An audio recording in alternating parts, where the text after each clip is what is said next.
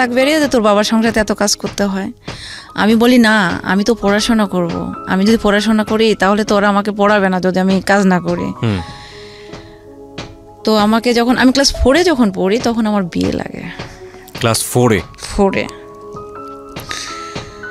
তো আমি বললাম যে ক্লাস 4-এ বিয়ে আমি তো বিয়ে করব না। তো আমি বিয়ে ভেঙে দিতাম। কিভাবে? ছেলে আসছে আমাকে প্রশ্ন করতে, ও একটা করলে আমি 4টা প্রশ্ন করতাম। আর পরে বলতাম আপনার কি আমাকে পছন্দ হয়েছে? তখন বলতো যে আচ্ছা পরে কথা বলি। আচ্ছা ঠিক আছে, ভাঙতাম। পরে যে কোনো বিয়ের কথা বললে আব্বু বুঝতে পারতাম ভাঙতাম। তো বললো যে ওর বিয়ে লাগলে ওকে যে প্রশ্ন করো তোমরা যদি কেউ বিয়ের কথা বলো। কিন্তু গ্রামের কিছু লোক ভাইয়া আমার পিছনে লাগলো।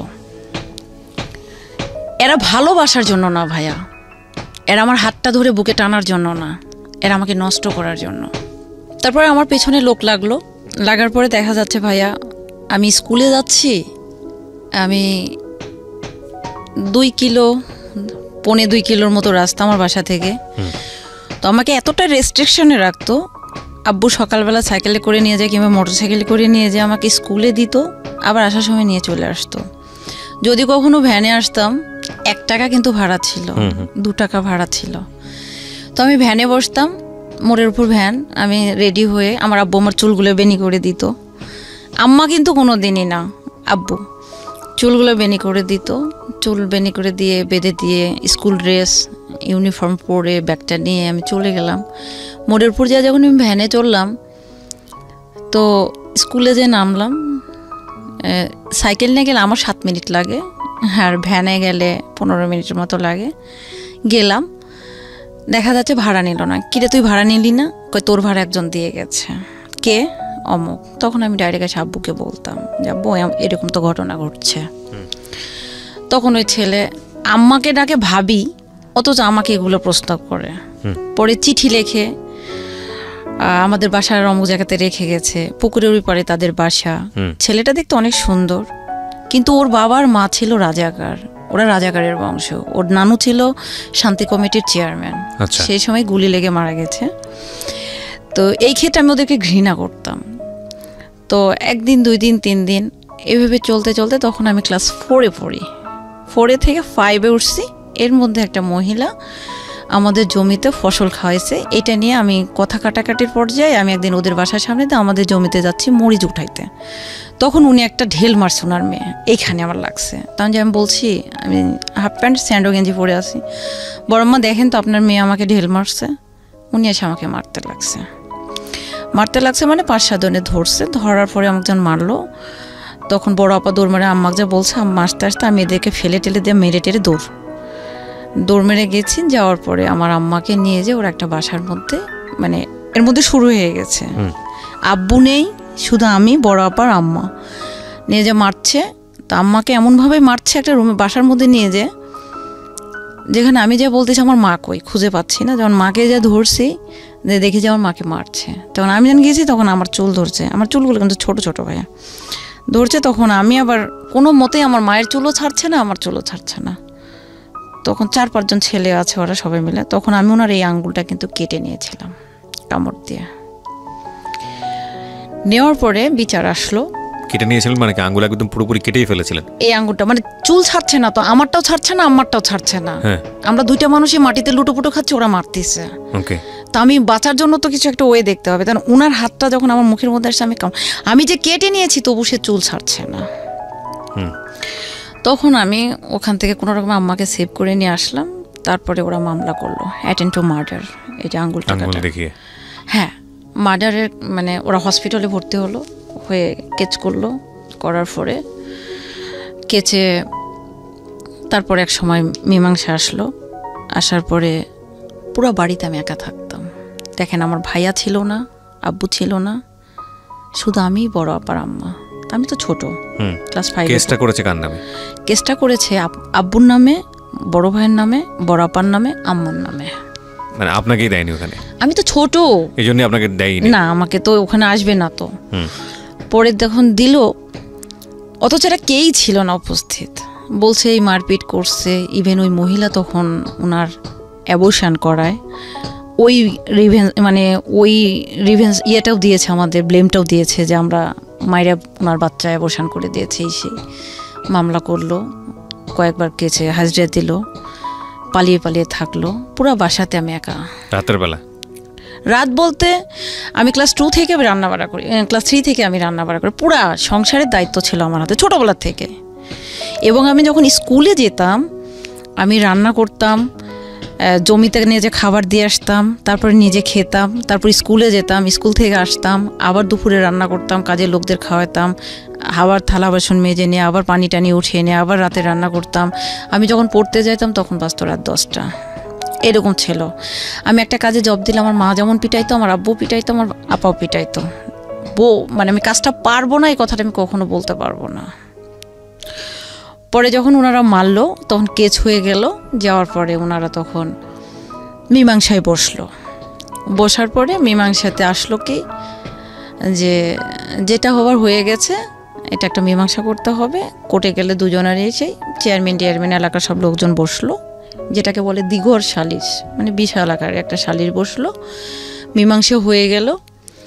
এখন যে লিখিত দুই পক্ষ সাইন করে যে একটা লিখিত হলো, এই কাগজটা তো থানাতে পৌঁছাইতে হবে, তবে না পুলিশ চুপ থাকবে। চেয়ারম্যান তখন কি করলো, ওই সময় 1986 সালে 96 সালে চেয়ারম্যান তখন ওই কাগজটা থানাতে পৌঁছালো না পৌঁছায় উনি রেখে দিল। আমাদের বিরোধী দলের কাছ থেকে উনি ওই সময় 10,000 টাকা ঘুষ খেলেন। পুলিশের কাছে পৌঁছায় নাই, পুলিশ চলে আসছে বাসায়, এসে আব্বুকে ধরে নিয়ে গেল, বড় ভাইকে ধরে নিয়ে গেল। আপনারা শুনছেন সুইটির জীবন গল্প। এটা কেবল স্টার্ট হয়েছে আমি বলবো, যদিও আমরা প্রায় ফার্স্ট আওয়ারের হাফ টাইম শেষ করে তার বেশি সময় শেষ করে ফেলেছি, but this is just starting. এই গল্পটা কোথায় দাঁড়িয়ে আছে সেটা একেবারেই অকল্পনীয়। আর আমাদের অনুষ্ঠানের নিয়ম অনুযায়ী আপনারা যদি গেস্টকে দেখতে চান চলে আসবেন আমার ইউটিউব চ্যানেলে। আমার ইউটিউব চ্যানেলটি হচ্ছে www.youtube.com/RJKibriafm, RJKEBRIAFM। আর এখানে আরেকটি বিষয় বলে নেই, আমাদের এই অনুষ্ঠানটি একযোগে প্রচার হচ্ছে আমাদের ইউটিউব চ্যানেলে। ওখানে আপনারা যারা কান পেতে আছেন তারা একেবারে বিরতিহীনভাবে আমাদের এই অনুষ্ঠানটা শুনতে পাচ্ছেন। ঢাকা FM এর ইউটিউব চ্যানেলটি সার্চ করা খুবই সহজ, শুধু ইউটিউবে গিয়ে লিখবেন ঢাকা FM 90.4, দেখবেন যে চ্যানেলটি চলে আসছে। আপনাদের যে কাজটি করতে হবে, অবশ্যই চ্যানেলটিতে গিয়ে অবশ্যই সাবস্ক্রাইব বাটনে ক্লিক করবেন, এবং পাশাপাশি হচ্ছে যে বেল বাটনটি আছে সাবস্ক্রাইবের পাশেই, সেটা অবশ্যই আপনারা অন করে নেবেন প্লিজ। ওকে, আপনাদেরকে যেটা বলতে চাই, সিচুয়েশন যখন একটু কড়া, যখন মন বসে না কাজে, তখন মন ঠিক করতে মুখ দিতে পারেন কাঁচা আমের স্বাদে। Pran mister mango candy, good mood guaranteed. জি, তো বাবাকে ধরে নিয়ে গেল, ভাইকে ধরে নিয়ে গেল, হ্যাঁ। তখন পুলিশ এসে বলছে মহসিনকে, মানে আমার ভাই তো গোপে উঠে নাই, মহসিনকে। তো বললো যে আমার আম্মা বললো আমার ছেলে এটাই। আর মহেশ আব্বু তো শুয়েছিল, কারণ আমরা তো জানি যে জমা দিয়ে দিয়েছে, চলে গেল। এর মধ্যে আমাদেরকে বয়কট করে রেখেছে, মানে গ্রাম সালিশে বয়কট। হ্যাঁ, বয়কট করে এক ঘরে করে রেখেছে। সেটা হচ্ছে ওই যে ফুফুটার কথা বললাম, যার সঙ্গে আব্বুর বিয়ে করে, উনি যে লোকটাকে বিয়ে করেছে ওই লোকটার সঙ্গে উনি অবৈধভাবে ধরাও খাইছে। এটাতে আমার আব্বু হচ্ছে মানে ওনাদের সাথে কথা বলেছিল, এটাই ছিল আমাদের অন্যায়। মানে যাই হোক, বিভিন্ন বিষয়গুলো ইকুয়েশন করে একসাথে পেনাল্টি হয়ে এসেছে। হ্যাঁ, এখানে বয়কট করে দিয়েছে। এখন বয়কট করার ফলে তো কেউ আমাদের সাথে কথা বলছে না। ধরে নিয়ে চলে গেল পুলিশে, পিকআপে তুললো। আম্মা তো সেই কান্নাকাটি। পরে আমি আম্মার সঙ্গে আর একটা প্রতিবেশী একটা মামা ছিল, উনি তখন বললো যে তোরা চলে যা, আমি গোপনে আসি, কারণ জানতে পারলে তো সমস্যা, আবার আমাকে এক ঘরে করবে। পরে আমরা গেলাম চেয়ারম্যানের বাসায়। উনি যে দেখি খেয়ে দিয়ে রিল্যাক্স মোডে আছে, বোঝাই যাচ্ছে যে উনি জানতো বিষয়টা। হ্যাঁ, ঘটনাটা ঘটাইছে। তাম্মা যে হাত পা ধরে কান্না করছে, বড় ভাই এই ঘটনা কই, আমি তো জানি না আসলে ঘটনাটা এমন ঘটলো। তখন আমি ডিরেক্ট বললাম, মানে আমার প্রতিবাদী একটা স্বভাব, আমি ডিরেক্ট বললাম আপনি জানেন না, তাহলে কাগজটা কেন থানায় যায়নি? আপনি না ইউনিয়নের চেয়ারম্যান, কাগজটা যদি আপনি পৌঁছাইতেন তাহলে তো আজকে আমার বাবাকে বলছে তুমি আমি ছোট মানুষ কেন, আপনি লিগেলি কথা বলেন। এই বলে আম্মা বললাম, আম্মা এখানে কোনো কথা হবে না, তুমি চলে আসো। আমার ভাই 3 দিন পর জামিন হলো, আব্বুর জামিন হলো 21 দিন পর। এরপর থেকে আমার বাবার কাছে আমি কালার, কারণ ওই যে মারামারি, মানে তোমার কারণে আমি জেল খেটেছি। হ্যাঁ, এটা ব্লেম আসলো। পরে আমি পরিবারের চোরের মতো থাকলাম। তখন 6 গেল, 7-এ উঠলাম। তখন আমার পরীক্ষা কিন্তু ভাইয়া ফাইনাল। তারপরে আব্বু আসলো, আসার পরে তো সেই রকম তার রুরু আচরণ, একই তো আমি মার খাই। এমনও দিন গেছে ভাইয়া যে তরকারিতে 5টা-7টা তরকারি রান্না করতে হয় আমাকে, রান্না করি, যে তরকারিতে লবণ কম হয় সেই তরকারিটা আমাকেই খেতে হবে, লবণ বেশি হলে সেটা আমাকেই খেতে হবে, ঝাল বেশি হলে সেটা আমাকেই খেতে হবে। কেন হয়েছে বেশি এমনটা? তো যদি মাছ খেতে যাই, মাছের মাথা ডাইরেক্ট এইভাবে বলতো। ও আরেকটা কথা বলে দিই ভাইয়া, আপনি এটা মিউট করবেন কিনা আমি জানি না, আমি আগে বলে রাখলাম। আমি জন্মের পর থেকে একটা শব্দই বাসায় শুনে এসেছি, আপনি পারলে মিউট করে নেন, বেশ্যা। আমি যে কোনো কথা বলেই তুই তো বেশ্যা। আমি তখন প্রশ্ন করতাম, বেশ্যা শব্দের অর্থ কী? টাকার বিনিময়ে কারো বিছানায় গেলে তাকে বেশ্যা বলে। তো আমি ভালো রান্না করে নিই, আমি কাজে জব দিয়েছি, আমি এটা করতে পারবো না, তাহলে আমি বেশ্যা হয়ে গেলাম? এই শব্দটা আমি মা, ভাই, বোন, বুদ্ধি হওয়ার পর থেকে, এবং বাবা। আর একটা কথা, পাগল। এই 3টা জিনিস। স্কুলে গেছি, বাসায় ফিরছি, আমি ক্লাস 8 থেকে বরখা পড়ি, বাসায় ফিরছি, আমার মা ডাইরেক্ট বলে, নাং করতে গিয়েছিল, কয় টাকা নিয়ে আসলি? বাসার কাজ ফেলে, বাসার কাজ করে যদি চাকরি পড়তে পারিস পড়বি, না হলে না। প্রতিনিয়ত এত মার, পৃথিবীতে মানুষ মার খায়, এতটা খায় আমি জানতাম না। তারা তো আমার নিজের বাবা মা ছিল। তখন আব্বু যখন আসলো, তখন আমার প্রতি অত্যাচারটা আরও বেড়ে গেল, এতটাই বেড়ে গেল যে আমার মুখ চোখ দেখার বুদ্ধি ছিল না। প্রত্যেকটা গ্রামের, আমার যে গ্রামের 99 ঘর লোক একদিকে, আমরা একদিকে, ওখানে যদি 10টা আমাদেরকে যদি কেউ মেরে ফেলে থেকে যায়, তবু কোনো প্রমাণ দেবে না মানুষ, এইরকম সবাই শত্রু। তবু তারা বলতো যে তোদের ভাগ্যগুণে এরকম একটা মেয়ে পাইছিস। আমি ভাইয়া, ধানের চারা আছে না জমিতে রোপণ করে, আমি আজকেও এখনও চ্যালেঞ্জ করে বলতে পারি 10 বছর আমি কাদাতে নামিনি, কিন্তু ধানের চারা আমার সাথে তোলার মতো ব্যক্তি একটাও নাই অত্র এলাকায়, মাছ ধরার মতো কোনো ব্যক্তি নেই। আমি যেবেলা কাজ করেছি ভাত পেয়েছি, যেবেলা কাজ করি নাই সেবেলা আমি ভাত পাই নাই। আমার চোখের সামনে শিকাতে ভাত, তাকের উপর ভাত রাখা আছে, পাতিলেও ভাত রাখা আছে, কিন্তু আমি যখনই ভাতটা খেতে গেছি তখনই আমার পিঠে মার পড়ছে। একজন মারে নাই, মা মেরেছে, বাবা মেরেছে, ভাই মেরেছে। আমি যদি 7 দিন বিছানায় পড়ে থাকছি জ্বরে, বাবা যে মাথায় হাত দিয়েছে, মা কোনোদিন যা জিজ্ঞেস করেনি কি হয়েছে তোর। আমি জানি না কেন তাদের এত ঘৃণা। হ্যাঁ, আমি উশৃঙ্খল ছিলাম, আমি ডান পিঠে স্বভাবের ছিলাম। এদিকে ক্লাস 7-এ ওঠার পর আম্মা আবার প্রেশারের রুগী, উনি তো পড়ে গেলেন, উনি তো কোনো আগুনে যাইতে পারেন না। আমি কখনো বলতে পারবো না আমার মা 1 প্লেট ভাত নিয়ে এসে আমাকে রান্না করে মুখের সামনে দিয়ে বলছে তুই খা, কারণ বড় আপা ছিল, ওই যে সৎ বোন, উনি রান্না করতেন, তারপরে আমার আপা। তো এমন ছিল যে আমি স্কুলে গিয়েছি, এসে দেখা গেছে যে আমি আবার ভাইয়া 22 বছর, আমার 22 বছর পর্যন্ত আমি কোনো দিন মাছ মাংস খাই নাই। আমার লাইফে আমি সবজি, ডিম, খুব বেশি ছোট মাছ, আমার লাইফে আমি মাছ মাংসটাকে মানে ঘৃণা লাগতো বেসিক্যালি, সত্য কথা। এরপরে এসে আমি খেতাম না, কিন্তু ছোট মাছটা আমি পছন্দ করতাম। আমি বুঝতাম না, কখনো খুবই ভালোবাসছে, কখনো এত মারছে। টিভির প্রতি আমার খুব লোভ। ক্লাস 3-তে যখন উঠলাম, টিভি কিনলো, টিভি দেখতে যাই, মানুষের বাসায় বকাবকি করে। বাসায় যখন আসি, আব্বু টিভি কিনলো, যে যা আমার মেয়ে টিভি দেখতে চাইছে, সে এনজিও থেকে ঋণ উঠায় নিয়ে উনি টিভি কিনছে আমার জন্য। টিভি দেখতে গেলে মার খাই, পড়তে বসলে কিছু বলে না, কিন্তু আম্মার কথা, সব কাজ শেষ করে তোমাকে পড়তে হবে। তরকারি হয়তো 3টা রান্না করেছি, 2টা ভালো হয়েছে, 1টা খারাপ হয়েছে। যে 2টা ভালো হয়েছে সেই 2টা হয়তো আমি চোখেই দেখি নাই, কিন্তু খারাপ যেটা হয়েছে সেটা টোটালটাই আমাকেই খাইতে হবে, কারণ আমি খারাপ করে রান্না করেছি। এইভাবে চলতে থাকার পরে ক্লাস 7-এ বার্ষিক পরীক্ষা দেওয়ার পরে 6 থেকে 7-এ উঠলাম, বড় আপার বিয়ে হয়ে গেল। 8-এ উঠলাম, 7-এ যখন বার্ষিক পরীক্ষা দিলাম, বড় ভাইয়াকে বিয়ে দিয়ে দিল। ভাইয়াকে মেয়ে বিয়ে দেওয়া আর একটা কাহিনী। আমি গেলাম, বড় ভাই যাবে মেয়ে দেখতে, তো সবাই বলতেছে মেয়ে যখন দেখতে যাবে তো ছেলে মানুষ যেহেতু মেয়ের বাসার ভিতর তো ঢোকা একটা সমস্যা না, গ্রামের ব্যাপার। তো বলছে তাহলে আমি যাই। তো আমি যেয়ে দেখি আমার উপর ক্লাসেই পড়ে আমার ভাবি। ওকে, তো আমি বলছি কী ব্যাপার, করছি তুমি? তা ভাবির বাবার বাসার সাথে আবার আমার বড় ভাইয়ের একটা ফ্রেন্ডের বাসা। তো ভাইয়া, আমি আর বড় ভাই গেলাম, দেখলাম ভাইয়া বলতেছে কালো মোটা মেয়ে এসে। আমার ভাইয়া কিন্তু ফর্সা চিকন। এখন দেখার পরে আব্বু পছন্দ, আমি বললাম আব্বু মেয়েটা দেখতে ময়লা হলেও, আমি যেহেতু ওনাকে স্কুলে দেখছি উনি যথেষ্ট ভদ্র একটা, আমি যে ভদ্র আর ফ্যামিলিও ভালো, তো ওইদিকে তো মনে করেন ডাউরি সিস্টেমটা বোঝেন আপনি। তো আমি বললাম যে টাকা পাবেন, মেয়ে ভালো, কিন্তু গায়ের রংটাই হয়তো কালো। তা আব্বু গেল দেখতে মামাদেরকে নিয়ে, দেখে টেকে পছন্দ হলো, রাতারাতি বিয়ে শেষ।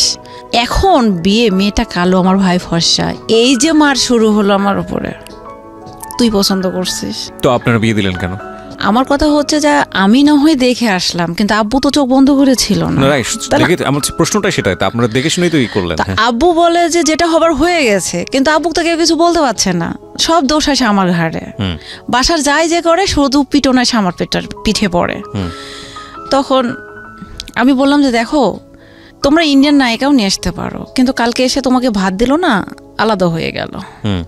কিন্তু কালো মেয়ে তোমার সংসারটা যদি ধরে রাখে তাহলে কি হবে? স্টিল নাও সে এক জায়গাতে আছে, জয়েন্ট ফ্যামিলিতেই আছে, এবং এখন পর্যন্ত তার সম্বন্ধে একটা বাজে মন্তব্য কেউ করতে পারবে না, এত ভালো সে মেয়ে একটা। যাই হোক, এটাও গেল। এখন পুরা ভাবি সংসারের দায়িত্ব নিল। তারপরে ভাইয়া আমি এসএসসি পরীক্ষা দিব, এর মধ্যে আমার অসুস্থ। আমার ক্লাস 9-এ ওঠার পরে আমার অ্যাপেন্ডিসাইটিসে একটা ব্যথা ধরা পড়লো। নাটোর দেখালাম, ওনারা বললো যে ওর অ্যাপেন্ডিসাইটিস হয়েছে। তাব্বু বললো যে সামনে তো পরীক্ষা, এখন তার অপারেশন করা যাবে না। আম্মার আবার পাইলস, তখন আম্মাকে নিয়ে যে অপারেশন করা হলো, আম্মাকে নিয়ে তো আছি। রাত 10টা 11টা 12টায় ভাত উঠে রান্না করতে হয়, তাই যখন যেটা চায় সব কিছু করতে হয় আমাকে। কিন্তু এই যে সব করার পরও বেশ্যা। সাপোজ আমি রান্না করতে করতে উঠে গেছি, না করতে গিয়েছিলি, বেশ্যাবৃত্তি দিতে গিয়েছিলি, তুই তো বাজারে যাস, কলেজে যাস না তো, স্কুলে যাস না তো, বেশ্যাবৃত্তি দিতে যাস। এই জিনিসগুলো ভাইয়া আমার মাথাতে এতভাবে মানে রিয়াক্ট করতো, মাঝে মাঝে মনে হতো আমি সুইসাইড করব। তখন থেকে আমি ঘুমের বড়ি খেতাম, প্রচণ্ড আকারে খেতাম। খেতে খেতে এভাবে চলতো, সকালে উঠতে পারতাম না। তারপর আমার বাসায় একটা, এভাবে চলতে চলতে একদিন মায়ের অপারেশন হলো। এরপর আমার এসএসসি পরীক্ষা আসলো, তখন তো বললাম আমার অপারেশন হয়েছে, বাসায় ধান কাটার লোক লাগছে, ইভেন আমার মাকে দেখবো, ধান কাটা লোককে খাইতে দেব, বাসা দেখব, ভাবি তো একা না। আমি তো ভাই আবার আলাদা হয়ে গেল। আলাদা হওয়ার পিছনে কারণ কি, আমার একটা বিয়ে লাগলো, ছেলেরা যৌতুক নেবে একটা মোটর সাইকেল, আর আমাকে 3 ভরি স্বর্ণের গহনা দেবে। ছেলেটা একটা এনজিওতে চাকরি করতো, ছেলেটা দেখতে সুন্দর ছিল, সবই ভালো, ছেলেটা আমাকে পছন্দ করতো। কিন্তু আমি বলি ভাইয়া, আমার লাইফে হিউজ পরিমাণ ছেলে আমাকে অফার করছে, শুধু ভালোবাসা পাইছে। কিন্তু সব সময় আমি একটা জিনিসই বুঝতাম, প্রেম করব, ভালোবাসা করব, আজকে বলবো, কালকে যদি ছেলে অস্বীকার করে মান সম্মান যাবে, বাবা ছোট হয়ে যাবে, নিজের পড়াশোনা নষ্ট হবে। কিন্তু না, আমার এলাকায় আমি দেখছি কোনো মেয়ে এই এসএসসি পার হতে পারে না, সবাই ক্লাস 8 পার হতে গেলেই বিয়ে হয়ে যায়, সংসারে অশান্তি, 2 দিন পর ডিভোর্স, বাচ্চা কাচ্চা না কেউ ম্যাও, মারামারি, স্বামী পিটায়, চলে আসে। না, আমি এই সিস্টেমে থাকবো না। আমার ছোটোবেলার থেকে একটাই ডেস্টিনেশন, আমি পড়াশোনা করব, নিজের পায়ে দাঁড়াবো, আমি আমার পরিবারের পাশে দাঁড়াবো। যেহেতু আমি গরিব ফ্যামিলির মেয়ে, আমি নিজে একটা কিছু করতে চাই এবং আমি আমার আইডেন্টিটি তৈরি করতে চাই। এইরকম একটা কমিটমেন্ট আমি যখন ক্লাস 3-4-এ পড়ি তখন থেকে এরকম একটা কমিটমেন্ট ছিল। তা আমার কথা হচ্ছে যে আমার মা আমাকে যত অত্যাচার করুক, বাবা আমাকে যত অত্যাচার করুক, পরিবার আমাকে যতই খাইতে না দিক, যত কাজ করায় নেয়, আমি সকালবেলা যদি ঘুম থেকে না উঠতাম, আমার মা আমার চুলের মুঠি ধরে পরপর করে টেনে তুলতো। উঠতাম, ধরেন খড় কেটে মেলে দিতে হবে, ধান কেটে নিয়ে শুকাইছে, তো উঠতে পারতাম না, টেনে তুলতো নিয়ে যে পুকুরের মধ্যে আমি কাটতে হবে, কাটতে কাটতে দেখা যাচ্ছে ওর মধ্যে আমি ঘুমায় পড়ে গেছি, আবার মার খাতাম। এইভাবে চলতে, আবার তো রান্না বাড়া আছে, 3 বেলা রান্না করতে হতো, চলতে চলতে আমি এসএসসি পরীক্ষা আসলো। এর মধ্যে তো বললাম যে আমার অপারেশন হয়ে গেল, এদিকে আম্মাকে দেখবো না পরীক্ষা, না ধানের কাজ করব। ধানের কাজটা শেষ করে এসে পড়তে বসি রাত 10টা, সকাল 10টায় তো আমার পরীক্ষা। তখন সকাল 10টায় যে আমি পরীক্ষা দিতে যাব, বড় আবার হচ্ছে ভাসুরের মেয়ে, ও আবার এসএসসি দিয়েছিল, ওকে নিয়ে আব্বু রাখছিল যেন আমাকে গাইডটা দিতে পারে, যেহেতু আমি ফার্স্ট টাইম পরীক্ষা দিচ্ছি। তো ওই খালা, আমি আর আব্বু যেতাম, আব্বু আর ওই খালাটা বাইরে থাকতাম, পরীক্ষার হলে ঢুকতাম। তো এখানে একটা হাসির কাহিনী আছে ভাইয়া, আমি কখনো নকল করতে পারি না। তো টি রচনা এসেছিল, তো আমার ওই ভাগ্নিটা আমাকে টি রচনাটা বলছে, আন্টি এটা আসতে পারে, আপনি নিয়ে যান। নিয়ে গেছি ভাইয়া, আমি নকলটা যে করবো কিভাবে করে এটা তো জানি না, আমি সুন্দরভাবে টেবিলের উপর লিখে, মানে কোশ্চিনের মতো করে লিখে রেখে আমি লিখছি, এর মধ্যে ম্যাজিস্ট্রেট ঢুকছে। আর আমার ছোটবেলা থেকে অভ্যাস, বাইরে অনেক খেয়াল করছে আমি হাই হিল পরি, আমি না ভাই তখন শাড়ি ইঙ্গিত দিচ্ছে, ওই শার্ট করে না ওটা তুলে নিয়ে এখানে ঢুকাই দিয়েছি। তখন উনি এসে বলছে, ওঠো, দাঁড়ালাম, নকল করছো, বের করো। না আমি নকল করিনি, টোটাল অস্বীকার। আর আমার তো হাত পা কাঁপতেছে থর করে, কারণ আমি তো কখনো নকল করি নাই। পরে উনি তো আমার খাতা নিয়ে নিল। পরে আব্বুর আবার সার্কেলটা খুব ভালো, কলেজে সবগুলো প্রফেসর, প্রিন্সিপাল, আব্বুর ফ্রেন্ড সার্কেল। তখন হঠাৎ করে এর মধ্যে পিছনে একজনকে এক্সপেল করছে, আমি আরও কান্না পাইছে আমার। তখন আমি বলছি যে আমি নকল করিনি। তখন বলছে, মিথ্যা কথা বলো না, নকল বের করো। আমি না নকল করবো, এই মহিলা গার্ড আছে নিয়ে আসেন। এর মধ্যে স্যার আবার, আমার একটা স্যার আছে ইসলামিক স্টাডিজের, উনি আবার আসলেন, আগের থেকে আমাকে চিনতেন। উনি এসে বলছে, কী হয়েছে মামনি? স্যার আমি নকল করিনি, দেখেন তো। উনি এসে বলছে আমি নকল করছি। তখন বলছে, দেখেন আপনার ছাত্রী মিথ্যা কথা বলছে, মানে আমার হাই স্কুলের সিট পড়েছে কলেজে। তো তখন আমি বলছি, তখন স্যার বলছে যে মা তোমাকে এক্সপেল করবে না, তুমি আমার বন্ধুর মেয়ে, আমি তোমাকে কথা দিলাম, তুমি সত্য কথাটা বলো। তখন আমি আস্তে করে স্যার আমি এই কাজটা করছি। বলছে বের করো, বের করে দিলাম। তো বলছে ওনাকে 15 মিনিট পর খাতা দেবেন, উনি মিথ্যা কথা বললো কেন? পরে যাই হোক, উনি আমাকে 5 মিনিট পরে স্যার আমার খাতা দিয়ে দিল। যাই হোক, আমি তো আর সমস্যা নেই। আর তখন থেকে আমি তো অবাক পড়ছি, আমি জীবনে কোনোদিন নকল করবো না। তখন এটা গেল, যাওয়ার পরে পরীক্ষা দিলাম। পরে আমার বড় ভাই, আমার আব্বু বলল কি, ও যদি পাশ করে তার চেয়ার টেবিল পাশ করবে। আমার খুব কষ্ট হলো, কারণ আমার দুর্বলতা অঙ্ক। আমি জীবনে কোনোদিন ইংলিশও প্রাইভেট পড়িনি, কখনো না। দেন ম্যাথও আমাকে কখনো টিউশনই দেয়নি, যদিও আমি আর্টসের ছাত্রী। পরে আমাকে বললো, তাই আমি বলছি না আমার একটা সাবজেক্ট ক্রস যাবে, আমি ভালো করে বলতে পারি। কই যে কোনটা? আমি অঙ্ক। আসলে অঙ্কে ফেল করেছিলাম, পরে দিয়ে পাশ করলাম। দেওয়ার আগে কি হলো, টাকা নেই। আমার আব্বু এনজিওতে তখন একটা ঋণ প্রস্তাব করলো, সেখানে গ্রামের প্রত্যেকটা লোক বয়কট, মানে একদিকে হয়ে আমার বাবাকে টাকাটা দিল না, যে আমার বাবা চিট করবে, টাকা মেরে খাবে, দিল না। তখন আম্মা তার কানের এই দুলটা, আব্বু আম্মাকে প্রচণ্ড মারছে, বড় ভাইয়ের একটা টাকা নিয়ে মারছে। তখন দুলটা ভেঙে গিয়েছিল। তা আম্মা বলছে দুলটা যেহেতু ভেঙে গেছে, এটাই বিক্রি করে ওকে পরীক্ষাটা দেওয়া। কাকে? আমাকে। এসএসসি যে প্রথমবার ক্রস গেল, সেকেন্ড টাইম পরীক্ষাটা দেওয়ালো, আমি পাশ করলাম।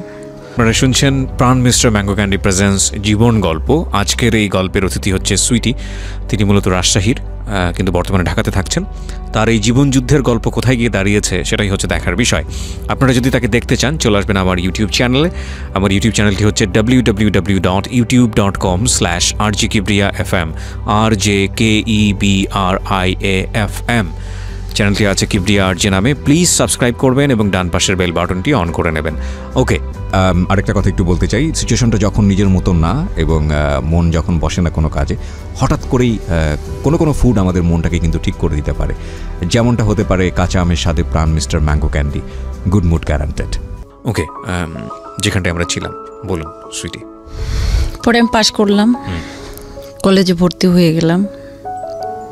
আর আব্বু বলে, তুমি এসএসসি পাস করছো, তোমাকে যদি আমি বিয়ে দিতে যাই ইন্টারমিডিয়েট পাস ছেলে লাগবে, তুমি যদি ইন্টারমিডিয়েট পাস করো ডিগ্রি পাস ছেলে লাগবে, তুমি ডিগ্রি পাস করলে মাস্টার্স পাস ছেলে লাগবে, তোমাকে তো এত টাকা দিয়ে আমি বিয়ে দিতে পারবো না। পরে আমার একটা বিয়ে লাগলো, ছেলেটা একটা মোটর সাইকেল ছিল, সব কিছু ঠিক হলো। কিন্তু ছেলেটার কথা হচ্ছে মানে আমার বাবার একটা মানুষে মানে পারিপার্শ্বিকে যে লোকগুলো ছিল, আমি আপনাকে আগেই বলছি যে আমার গ্রামের 99% লোক একদিকে, আর আমরা শুধু ওই যে বলছি একা, শুধু আমরা একা। তো সবাই বললো যে ওর বাপ চিট, টাকা পয়সা দেবে না, আগে মোটর সাইকেলটা নাও তারপরে বিয়ে পড়ো। ছেলে বলে মোটর সাইকেলের চাবিটা আমার হাতে দিলে বিয়ে পড়বো, আপনার মতো ছেলেকে আমার প্রয়োজন নেই, আমি বিয়ে করব না, আপনি উঠেন চলে যান। যাই হোক চলে গেল। তখন বড় ভাই আলাদা হয়ে গেল যে আমাকে বিয়ে দিলে টাকা খরচ হবে, সে টাকা গ্যাপ পূরণ করতে তাকে পরিশ্রম করতে হবে, সো সে আলাদা হয়ে গেল। 2 বছর ছিল আলাদা। ভাবি কখনো আলাদা হয় নাই, উনি সব করতো আমাদের ফ্যামিলির। আমার ভাবিটা আমার মায়ের চাইতেও বেশি করেছে আমার জন্য। তখন 5 টাস হয়ে গেল, কলেজে ভর্তি হলাম। বাবা খুব প্রাউড ফিল করছে, এতদিন ধরে সে কখনো আমার পড়ার ব্যাপারে কোনো ইন্টারফেয়ার করে নাই, কিন্তু এখন সে খুব প্রাউড ফিল করছে যে আমি কলেজে ভর্তি হলাম। হওয়ার পর সে গভর্নিং বডিতে ইলেকশনে দাঁড়ালো, যেটা হচ্ছে অভিভাবক প্রতিনিধি। তো আগে যারা আছে তারা চ্যালেঞ্জ করে বলল যে তোর বাবাকে কখনোই হতে দেব না। তখন আমি ওখানে ওপেন ডিক্লার দিলাম, আমি সুইটি যদি বেঁচে থাকি আমার বাবাকে আমি ফার্স্ট মেম্বার বানিয়ে ছাড়বো। চ্যালেঞ্জ থাকলো, তোর বাবারা 10 বছর 20 বছর ধরে এখানে মেম্বারই করছে, আমার বাবা ফার্স্ট আসছে, কিন্তু আমি তাকে ফার্স্ট মেম্বার বানাবো, বাজি থাকলো তোদের সাথে। আমি 750 স্টুডেন্টের বাসায় সাইকেল নিয়ে ভ্যানে হেঁটে আমি গেলাম, তাদেরকে কনভিন্স করলাম, ভোটে আমার বাবা ফার্স্ট মেম্বার হলো। বাবা খুব খুশি। খুশি হওয়ার পরে জীবনে ফার্স্ট আমার বাবা আমাকে একটা 3 পিস কিনে দিল। এই প্রথম জামা কাপড় দেয়নি তা বলবো না, কিন্তু আমি স্যালোয়ার পাইছি এসএসসি পাস করার পরে, স্কুল ড্রেস ছাড়া। এর মধ্যে 2003 সালে আমি এসএসসি পাস করলাম, 4-এ আমার অ্যাপেন্ডিসাইটিসের অপারেশন হলো। এর মধ্যে লোকজন তো আমার পিছনে লেগেই আছে সব সময় বাবাকে একটা কথা, এই মেয়েকে বিয়ে দিয়ে দেন, আপনার মেয়েকে কেন পড়াচ্ছেন, গরিবের ঘরে এত পড়াশোনা। আমার একটাই জিদ, না আমি পড়বো। ইন্টারমিডিয়েটে আসার পরে ভাইয়া গ্রামার কিনতে হবে এবং সিন এবং আনসিন কম্প্রিহেনশনের জন্য যে গাইডগুলো ছিল এগুলো কিনতে হবে। আব্বুকে বারবার বলি, কলেজ থেকে চাপ দেয়। আমার লাকটা একদিক দিয়ে ভালো যে কলেজে আমি গভর্নিং বোর্ডের সদস্যের মেয়ে হিসাবে এবং ফার্স্ট মেম্বারের মেয়ে হিসেবে আমার কোনো খরচ লাগেনি। আমি ফুল ফি স্টুডেন্টশিপে পড়েছি। বই কিনবো আব্বুকে বলি তখন হলো না। তো আমাদের পারিবারিক এক ডাক্তার এক ভাই আছে ফুফাতো, ওনার কাছে আমি কান্না করতে লাগলাম, ভাইয়া জানেন আব্বু আমাকে আজও বই কিনে দিল না, সাড়ে খালি বকাবকি করতেছে। তো উনি আমার ক্লাস 6-7 থেকে ট্রিটমেন্ট করায়। তো বলছে যে আমার একটা ছেলে মানুষ হলো না, তুমি কিছু মনে করো না, তোমার বইগুলো আমি কিনে দিই। আমি বলছি এটা নিয়ে তো বাসায় কথা বলবে। পরে উনি আমাকে বইটা কিনে দিলেন। এই তোর হয় ওর কাছে রাত কাটাস তাই তোকে বই কিনে দিয়েছে। আমি বলছি দেখো আমার বই লাগবে, উনি তোমার বড় ভাই, তোমাদের আত্মীয়, তো উনি আমাকে বই কিনে দিয়েছে আমাকে পড়ার জন্য, ওনার তো খারাপ উদ্দেশ্য নাই। তারপরে উনি আমাকে বই কিনে দিল, আমি পরীক্ষা দিলাম, ইন্টারমিডিয়েট পাসও করলাম। করার পরে আমার খুব স্বপ্ন ভাইয়া যে আমি বাহিরে থাকবো, পড়াশোনা করব। এখানে যখন ইন্টারমিডিয়েট আমি পরীক্ষা দিলাম, দেওয়ার পরে একটা ছেলে আমাদের ওইখানে একটা কোচিং সেন্টার গেল। আমার ছোটোবেলার থেকে 2টা স্বপ্ন ছিল। একটা হচ্ছে আমি কম্পিউটারে খুব ফাস্ট হব, টাইপিংয়ে, মানে কম্পিউটারের কাজটা শিখবো, দর্জি কাজটা শিখবো। তো ওখানে কম্পিউটার একটা কোচিং সেন্টার গেল, যেহেতু মফস্বল এলাকা, পৌরসভার মধ্যে, আমাদের বাসাটা পৌরসভার বাইরে গেল। সেটা হচ্ছে ঢাকার আপনার নবাবগঞ্জের একটা গেল। তো ওনারা খুললো, ওখানে আমি ভর্তি হলাম, ক্লাস করলাম। উনি আমাকে, একটা ছেলে ছিল খুব সুন্দর, আমাকে পছন্দ করতো। তা আমি বোরখা পরতাম, উনি শুধু আমার চোখগুলো দেখতে পেত, খুব পছন্দ করতো। কিন্তু ছেলেটা খুবই ভালো ছিল, আমি এটা বলবো না যে সব ছেলেই খারাপ, খুব ভালো ছিল। কিন্তু ছেলেটা আমাকে বলেছিল যে আমি তোমাকে বিয়ে করব এবং আমি তোমার কাছে আসব। তা আমি বলছি যে আমার বাবা মা তো কখনোই দেবে না, আপনি এটা অযথায় এইগুলো করেন না। তো ছেলেটা চিঠি দিত, আমার ওই ফুফাতো ভাইয়ের ফোনে কল করতো, যে ডাক্তারের কাছে কল করতো, মালয়েশিয়াতে গেল। কিন্তু ওই ছেলেটা কল দিয়েছিল আব্বুর ফোনে। একদিন বড় ভাইয়ের কাছে কল দিয়েছে, ফুফাতো ভাইটার কাছে কল দিয়েছে, বলছে যে এখন তো আমার কাছে ফোন দিয়ে লাভ নেই, ওর আব্বু ফোন কিনছে। আব্বু মানে 2005 সালে ফোন কেনে। তো আপনি ওর আব্বুর সাথে কথা বলেন, ফোন দেন। তো ফোন দিয়েছে, কথা বলে না, আব্বু ফোন ধরলে কথা বলে না। তো আব্বু বলছে তুমি একটু ফোনটা ধরো। তো আমি ধরছি, তখন ফোনটা রেখে মানে ধরার পর আমি বলছি হ্যালো, কে বলছেন? তো বলছে যে আমি সুমন বলছি। তখন তো আমার হাত পা কাঁপা শুরু হয়ে গেছে ভাইয়া, কারণ এমনি তো আমি মারপিট খেতে খেতে আমার অবস্থা খারাপ, এই ফোন, তারপর একটা ছেলে মানুষের, যে জায়গাতে আমি ঘুম থেকে উঠলে সকালবেলা আমার পা থেকে মাথা পর্যন্ত মানে বাইনোকুলার দিয়ে মানে চেক করার মতো করে আমাকে, আর সেই মানুষ অন্য একটা ছেলে ফোন দিয়েছে, আমার কাঁপাকাঁপি শুরু হয়ে গেছে। আব্বা বলছে কি? আমি চাপবো, আমি তো চিনি না, মিথ্যা কথা বলছি। আমি মিথ্যা কথা বলতে পারি না ভাইয়া। তারপরে বললাম। ওই ছেলেটা একদিন ফোন দিয়েছে ভাই আমাকে, বাসায় নিয়ে এসে বড় আপা, দুলা ভাই, বড় ভাই, মেজো ভাই, আম্মা, আব্বা, বাড়ির চারিদিকে ঠিক এইরকম চারিদিকে সবাই দাঁড়ায় আছে উঠানের মধ্যে, আমাকে ফোন দেয়, বলছে তুমি কথা বলো। আমি বলছি যে আপনি কেন ফোন দিয়েছেন? বলতেছে কি সুরি তুমি আমার চিনতে পারতেছো না? তা আমি বলছি ভাইয়া আমাকে ফোন দিয়েন না, হ্যাঁ আমি কথা মানে বুঝতে তো পারতেছেন যে আমার সিচুয়েশনটা কি হয়েছে ওই জায়গায়, কারণ সবাই তো দাঁড়ায় আছে। সেই মার, ওই ছেলেকে তো সেই পরিমাণ বকাবকি করলো, আমাকে মারতে মারতে মারতে মারতে এমন একটা, আপনাকে মা, বড় ভাই, আব্বু, সবাই মারার পরে আমাকে। আমি আবার ইন্টারাপ্ট করছি, এই ছেলেটা আসলে কে ছিল? আপনি বলেছেন হয়তো ছেলেটা ওর যে কোচিং সেন্টারে কে? এটা মানে আপনার পরিচিত? আমার টিচার। আচ্ছা, উনি তো চলে গেছেন নবাবগঞ্জে, আচ্ছা, ঢাকার নবাবগঞ্জে চলে সঙ্গে তো আপনার আলটিমেটলি আমার কোনো সম্পর্ক ছিল না। দিয়ে নাই, বা তার সাথে যে একটা প্রেম প্রীতি ভালোবাসা এরকম কিন্তু না, জাস্ট একটা হাই হ্যালো, বা ও আমাকে পছন্দ করতো, আমাকে ভালো লাগতো, কিন্তু এমন কোনোদিন কোনো কিছু ওনার সঙ্গে আমার আলোচনা হয়নি। যা মন না তাই বলে আব্বু বকাবকি করলো। তাই আমি বললাম যে আব্বু ওনার তো মা নেই, মানে গল্প করছে, আব্বু ওনার মাকে তুলে বকা দিয়েন না, মৃত ব্যক্তিকে বকা দিলে এটা তো গুনাহ।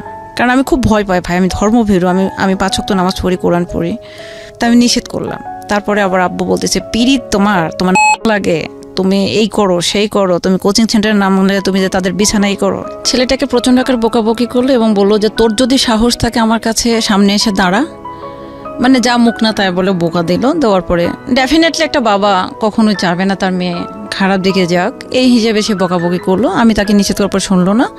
পরে ওনারা আমাকে আমার রুমেই থাকতো কীটনাশকের ইয়েগুলো, কারণ জমিতে তো আমিও কীটনাশক দিতাম, তো রুমে ছিল, দিল একটা দড়ি দিল, দিয়ে বাইরে থেকে রুমের তালা দিল, যে সকালবেলা যেন তোর মোড়া মুখটা দেখি। মানে কি করেছে আপনাকে? মারছে, মারার পর বলছে তোর মতো মেয়ের দরকার নেই, দড়িও দিয়ে দিয়েছে, একটা দড়ি দিয়েছে এবং বিষের বোতল দিয়ে বলছে যে তুই আত্মহত্যা করবি, সকালবেলা যেন তোর মোড়া মুখটা দেখি। এই বলে বাহিরে আমাকে ভেতরে ঢুকিয়ে দিয়ে বাইরে থেকে ওরা তালা দিয়ে দিল, পুরো ফ্যামিলি।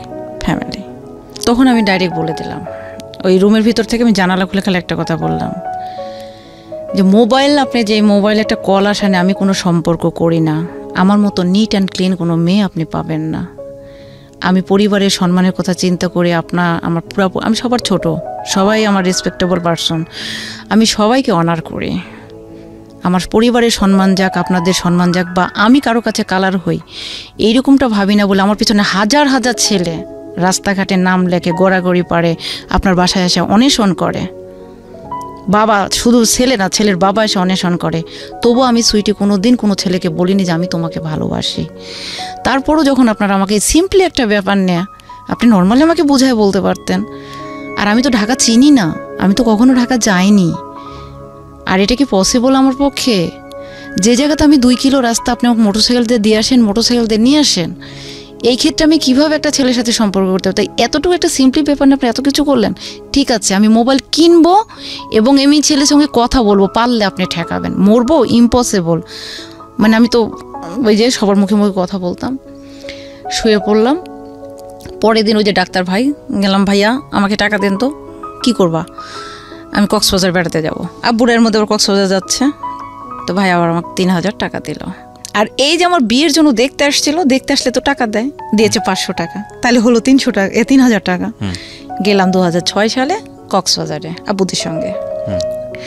আব্বু বলতে আমার ফুফাতো দুলা ভাইয়ের হচ্ছে একটা কোম্পানি আছে ওদের, ওই কোম্পানির গাড়ি যায়, 44-45 জন লোক যায়। গেলাম, যে ওখান থেকে ঘুরে টুরে এসে আমি টাকা খরচ করলাম না, কারণ ওই যে চ্যালেঞ্জ, মোবাইল আমি কিনবই। পরে এসে ভাইয়া মোবাইলটা কিনলাম। মোবাইল কিনলাম, তখন আমার আব্বু কি বলে জানেন, সিমে টাকা তুলে দেয় 20 টাকা। ভাই মেয়াদ শেষ হয়, টাকা শেষ হয় না, কথা বলবো কোথায়, জায়গা তো আমার নেই, আর ওই ছেলের নাম্বারও তো আমি জানি না। পরে এভাবে তখন আমার বান্ধবীরা আমার ফোন, কলেজে যাইতাম, ওরা আমার ফোন ওর বয়ফ্রেন্ডের সাথে কথা বলতো। আমার তো কোনো বয়ফ্রেন্ড নাই, আর আমাকে যে দেখে সে ভয় পায়।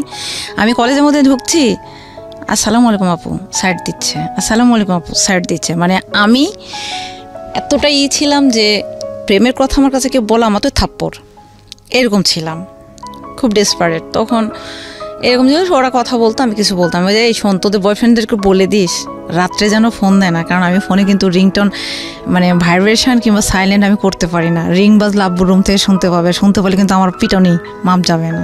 ওই রাত 8টার দিকে কল দিত, ভোর 6টা পর্যন্ত উনি লাইনে থাকতো, ইন্টারনেট থেকে কল দিত। আমি তো ভাই কি কথা বলবো, আমি বললাম ভালো আছেন, হ্যাঁ। খাওয়া দাওয়া করছেন, হ্যাঁ। তুমি কি করছো, আমি পড়ছি। তো কথা বলবা না, তা আমি যে পড়ছি তো কথা বলবো কি করে, তো ঠিক আছে তুমি লাইন কাটবা না। মানে ওনার চিন্তা ভাবনা ছিল যে আমি হয়তো অন্য কারোর সাথে কথা বলবো। তা আমি ফোনটা ভেবে লাইনে রেখে আমি ঘুমায় যেতাম। আমাদের বাসায় কোনো নেটওয়ার্ক পায় না, তো এই জানালার উপর ফোনটা রেখে আমি ঘুমায় যেতাম। ঘুমতে উঠে দেখতাম ওই লোকটা লাইনেই আছে। আজকের গেস্ট যিনি আছেন তাকে যদি আপনারা দেখতে চান সচক্ষে, তাহলে চলে আসতে হবে আমার ইউটিউব চ্যানেলটিতে। আমার ইউটিউবের ঠিকানা www.youtube.com/RJKibriya FM, RJKEBRIAFM। চ্যানেলটি আছে কিবরিয়া আরজে নামে। অ্যান্ড প্লিজ ওখানে যাওয়ার পরে অবশ্যই সাবস্ক্রাইব বাটনে ক্লিক করে ডান পাশের বেল বাটনটি অন করে দেবেন। আপনাদেরকে যেটা বলতে চাই, সিচুয়েশন যখন একটু কড়া, যখন মন বসে না কাজে, তখন মন ঠিক করতে মুখ দিতে পারেন কাঁচা আমের স্বাদে। Pran mister mango candy, good mood guaranteed. বুঝতেই পারছেন, আপনারা শুনছেন মিস্টার ম্যাঙ্গো ক্যান্ডি প্রেজেন্স জীবন গল্প। আমি আরজে কিবরিয়া আপনার সাথে রয়েছি। জি সুইটি, শুরু করুন প্লিজ। তারপরে উনি এভাবে কথা বলে, আমি ওভাবে ঘুমায় যাই। প্রতিদিন উনি ফোন দেয়। নাম কি ছিল ভদ্রলোকের? নাম সুমন। আচ্ছা, পুরো নামটা না বলি, ঠিক আছে, সমস্যা নেই। হ্যাঁ, সুমন। ঘুমায় গেলাম, প্রতিদিন দেখি একই করে টানা 3 মাস। আমি ওই 8টা-9টার মধ্যে ঘুমায় যাই, উনি ফোনে লাইনেই থাকে।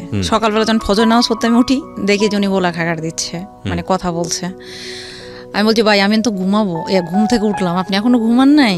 এই বলে আমি ফোনটা কেটে রেখে আমার ভাবি তখন এই যে বাথরুমে যেতে গেলে আমার রুমের সামনে যেতে, কি ব্যাপার? আমি ভাবি আমি তো কথা বলি নাই। আমার ভাবি আমাকে কখনোই আজ পর্যন্ত একটা থাবরও সে মারে নাই আমারে, এবং বলেও না যে একটা লাঠি ভাঙে 2টা করো। তো যাই হোক, আমি উঠতাম, পড়াশোনা করতাম। কলেজ লাইফের সময় উনি কখনোই ফোন দিত না, উনি ফোনই দিত রাত্রে। 3 মাস পরে উনি চলে গেলেন মালয়েশিয়াতে। উনি বললেন যে আমি মালয়েশিয়া থেকে ফিরে তোমার কাছে আসবো। অনেক কসম, আমি এগুলো বিশ্বাস করি না। যাই হোক, আমি কোনো ছেলে মানুষকে কখনো বিশ্বাস করি না, নিজের বাবাকেও আমি বিশ্বাস করতে পারি নাই। আমি এতটাই মানে কষ্ট পাইছি সব জায়গায়। পরে ছেলেটা চলে গেল, কোনো যোগাযোগ নেই। এটা নিয়ে আমার কোনো হেডেকও নেই, কারণ আপনার ওই ফিলটাই ছিল না। আমার তো প্রেম বলে কিছুই নাই, আমার লাইফে প্রেম কিছু জিনিস আমি এটা বুঝিও নাই। চলে গেল উনি, দীর্ঘ গ্যাপ। পরে ভাই আমি ইন্টারমিডিয়েটেও পাস করলাম। করার পরে আমার স্বপ্ন ভাই আমি অনার্সে পড়বো। রাজশাহী কলেজে আমি অ্যাডমিশন দিলাম। 2500 স্টুডেন্ট নেবে, আমি 2300 চলে আসলাম। কিন্তু ওনারা গাট করে একটা নিয়ম করে দিল যে 2000-এর বেশি নেবেন না। আমি ওখানে কেটে পড়লাম। আমার অ্যাডমিটটা ওইখানে একজন ব্ল্যাকমেল করলো, মানে যারা যে ব্যবসা করে, বোঝেন নাই? তখন তো রমরমা ব্যবসা ছিল স্টুডেন্ট ভর্তির। আমার অ্যাডমিট কার্ডটা অরিজিনালটা এবং রেজিস্ট্রেশন কার্ডটা ওরা আটকায় দিল। আচ্ছা, যাই হোক, ডুপ্লিকেটটা আমার কাছে ছিল। আমি তারপরে পরের বছরে আমার আব্বু তখন বললো যে তুমি, আমার আব্বুর হচ্ছে স্বার্থ, ওনার স্বার্থ হচ্ছে যদি আমি ডিগ্রি কলেজে পড়ি, যেখান থেকে ইন্টারমিডিয়েট করেছি, তাহলে উনি ডেফিনেটলি আরেকবার ইলেকশনে যাইতে পারবে। যদি আরেকবার যায় তাহলে ওনার আবার কিছু লাভ হবে, এইরকম ওনার টেন্ডেন্সি। তো আমার স্বপ্ন যে আমি অনার্সে পড়বো। পরে আমি তো কোনো মতেই ভর্তি হব না। তখন সবাই বলল, আমার প্রিন্সিপাল স্যার গেলেন, আল্লাহ ওনাকে বেহেশত নসিব করি, উনি আমাকে যথেষ্টই হেল্প করেছেন। ওনার লেখা একটা বই আমার কাছে আছে। আমার প্রিন্সিপাল এবং অল কলেজের যত টিচার ছিলেন সবাই আমার বাসায় গিয়েছে। শুধু একটা কথাই, আব্বু বলছে যে ও ভর্তি হবে না, তোমরা সবাই যাও, ওকে রিকোয়েস্ট করো। সবাই আসছে, এসে মানে আব্বু কিন্তু একজন জাদ্রেল মানুষ ছিলেন, তখন সবাই আসছে। আসার পর বলছে যে মা তুমি একটা কাজ করো, তুমি এখানেই ভর্তি হও, এখানে ডিগ্রি করো, তারপর প্রিভিয়াস করো, তারপর মাস্টার্স করো। আমি বলছি না, আমি অনার্স পড়বো, অনার্সের আলাদা মূল্যায়ন আছে। বলছে না, এখন ডিগ্রিতেও মূল্যায়ন দিয়েছে। আমি বলছি না, আমি অনার্স পড়বো, অনার্স পড়লে পড়বো, নাহলে না, পুরো সার্টিফিকেট আমি ছিঁড়ে ফেলবো। তখন আমাকে আমার এক রোলটা রেখে দিল, দিয়ে সবাইকে ভর্তি করালো। আচ্ছা। পরে আমি ভর্তি হব না 47। তখন বান্ধবীরা যে বোঝালো যে দেখ দোস্ত, সবার ভাগ্যে তো সব হয় না, আমরাও তো পড়তেছি। মানে ডিগ্রি পড়বেন এই কারণে ক্লাসে গেলেন না? 6 মাসের মধ্যে যত পড়াশোনা হয়েছে সব শিটমিট স্যারেরা আব্বুর হাতে হাতে পাঠাইছে, তারপরও আমি পড়বো না। তারপরও আমি জিত করে আবার নাটোরে NS কলেজে অ্যাডমিশন দিলাম। অ্যাডমিশন দেওয়ার পরে ভাই আমার চান্স হলো। আমার চয়েস দিল হচ্ছে ইকোনমিক্স, দর্শন একটা, অর্থনীতি একটা, বাংলা, ইংলিশ। তা আমার চিন্তা ভাবনা ছিল যে আমি অর্থনীতি পড়বো। আমার অর্থনীতি স্যার আমাকে উৎসাহ দিল। আমার বাবার কথা, তুমি ইংলিশ পড়ো। আমি বলছি আব্বা ইংলিশ হচ্ছে ফরেন ল্যাঙ্গুয়েজ, আমি কখনো টিউশন করিনি, কিন্তু আমি নিজের থেকে যতটুকু করছি করে আসছি, বাট আমি ইংলিশটা পড়বো না। আমি আব্বা অর্থনীতিটা পড়ি, না হলে বাংলা পড়ি। না, বাংলার প্রফেসরদের ভাত হয় না, ইংলিশ পড়লে পড়ো, না হলে পড়ো না। পরে কি করব, তখন বলতেছে, তা আমি বলছি ঠিক আছে আমি ইংলিশই পড়বো। তো নাটোর গুড়ের আড়তের সাথে আমার মামার বাসা, আম্মুর হচ্ছে মামাতো ভাইয়ের বাসা। মামানি তখন বলল, ও আমার বাসায় থাকবে, 2-3টা টিউশনই করবে, আর মাসে আপনি 1,000 টাকা দিতে পারবেন না ভাই, তাহলে মেয়েটা এখানেই পড়ুক, চাল ডাল তো লাগছে না। আমার বাবার কথা 1,000 টাকাও দেব না। তখন বিশ্বাস করবেন না ভাইয়া, যে স্বপ্ন ভাঙলে কেমন লাগে সেদিন আমি দেখছি। প্রচণ্ড কান্না, আমাকে ভর্তি করালো না। তখন আমি ডিগ্রি পড়লাম। ডিগ্রি পড়তে ভাইয়া, ডিগ্রি ফার্স্ট ইয়ার পরীক্ষার পরে আমার বড় দুলা ভাইয়ের সাথে একটা লোক বিজনেস করতেন, দাড়ি, 32 এজ, কালো মোটা, বিজনেস করতেন, আলুর প্রজেক্ট করতেন, যেটা আমাদের থানার পাশে। এই লোকটার সাথে তখন আমাদের পরিচয় হলো, আমাদের বাসায় আসলো। এসে উনি আজান দেয়, নামাজ পড়ে, কোরআন পড়ে, এবং আমি তো দেখতেছি না যে বরখা টরখা পড়ি আমি কারোর সাথে। আর আমার ফোন নাম্বার তো কারো কাছে না, শুধু আমার পরিবারের লোকজনের কাছে আর আমার স্যারদের কাছে ছিল। আমার আব্বু প্রত্যেকটা ক্লাসে আমাকে ফোন দিত যে আমি ক্লাসে আছি কি না। আমি ফোন না ধরলে স্যারকে ফোন দিত যে পাগলি কি ক্লাসে আছে। কলেজে প্রত্যেকটা স্যার আমাকে পাগলি ডাকতো, মানে খুব দুষ্টু। সাইকেল নিয়ে চলে যেতাম কলেজের মধ্যে, স্যারের সাইকেল নিয়ে চলে গেছি, স্যারের মোটর সাইকেল নিয়ে চলে গেছি, এরকম। আর আব্বুর একটা কাজ করতো, 2টা রেস্টুরেন্ট ঠিক করে দিয়েছিল। একটা হচ্ছে আমি একটা কোচিং করতাম ওইখানে খাওয়ার জন্য, আর একটা হচ্ছে ওইখানে যদি খাওয়া দাওয়া না করতে পারি তাহলে যেন এসে কলেজের গেটে একটা হিন্দু মামা ছিল ওখানে, তো বান্ধবীদের না খাইতাম, এসে বলতাম আব্বু এত টাকা বিল হয়েছে। তো আব্বু আমাকে 10 টাকা দিলে আম্মু শুধু ঝগড়া করতো, তুমি ওকে টাকা দাও কেন। মানে আম্মা সবসময় কেমন যেন, আমি সবসময় বলতাম আম্মা তুমি কি আমার নিজের মা, আর মারতো। তো এইভাবে যখন চলতে তখন আমি পাশ করলাম, তখন আমি ভর্তি হলাম। তখন আমার বড় দুলা ভাই বলল যে ভাই ওর নাম্বার তো আমার নাম্বারটা চাইলো ওই লোকটা, দুলা ভাইয়ের যে ফ্রেন্ড যাই বিজনেস করে। তো বলছে ভাই ওর নাম্বারটা তো কাউকে দেওয়া হয় না, আমি নিজেও জানি না ওর নাম্বার, আব্বু কিন্তু মারবে, নাম্বার দেওয়া যাবে না। যাই হোক দুলা ভাই বলতেছে আর এই লোকটা তো নামাজি, নাম্বারটা দাও। উনি তখন ফোন দিত, কেমন আছেন আপু, এসে উনি আমার বিয়ে লাগালো, বিয়ে ভেঙে গেল, এই যে দাঁতটা উঁচু তাই বিয়ে ভেঙে গেল। যাই হোক লোকটা চলে গেল, ওই লোকটা ফোন টোন দিত। হঠাৎ একদিন লোকটা আমাকে বলতেছে আপনার দুলাভাই তো অসুস্থ, আপনাকে যেতে বলছে, কলেজের গেটে এসে বলছে। তা আমি বলছি যে দুলাভাই তখন ফোন নাই, তাই আমি বলছি তাহলে দুলাভাই অসুস্থ আমি কীভাবে জানবো, আমি যাবো না, আমি বাসায় যেতে হবে। বলছে চলেন। যাই দেখি ভাইয়া উনি পুরা লোকজন নিয়ে মানে আমাকে বিয়ে করবে। এই ব্যবসায়ী লোকটা, আলুর ব্যবসায়ী লোকটা, সে কিন্তু বিবাহিত, 2 বাচ্চার বাবা। আচ্ছা। তখন আমাকে ওখানে ভাইয়া বলতে গেলে অস্ত্রের মুখে ধরে আমাকে ওনারাই বিয়ে করালো। করানোর পরে আমি তো চলে আসলাম বাসায় পালায়া।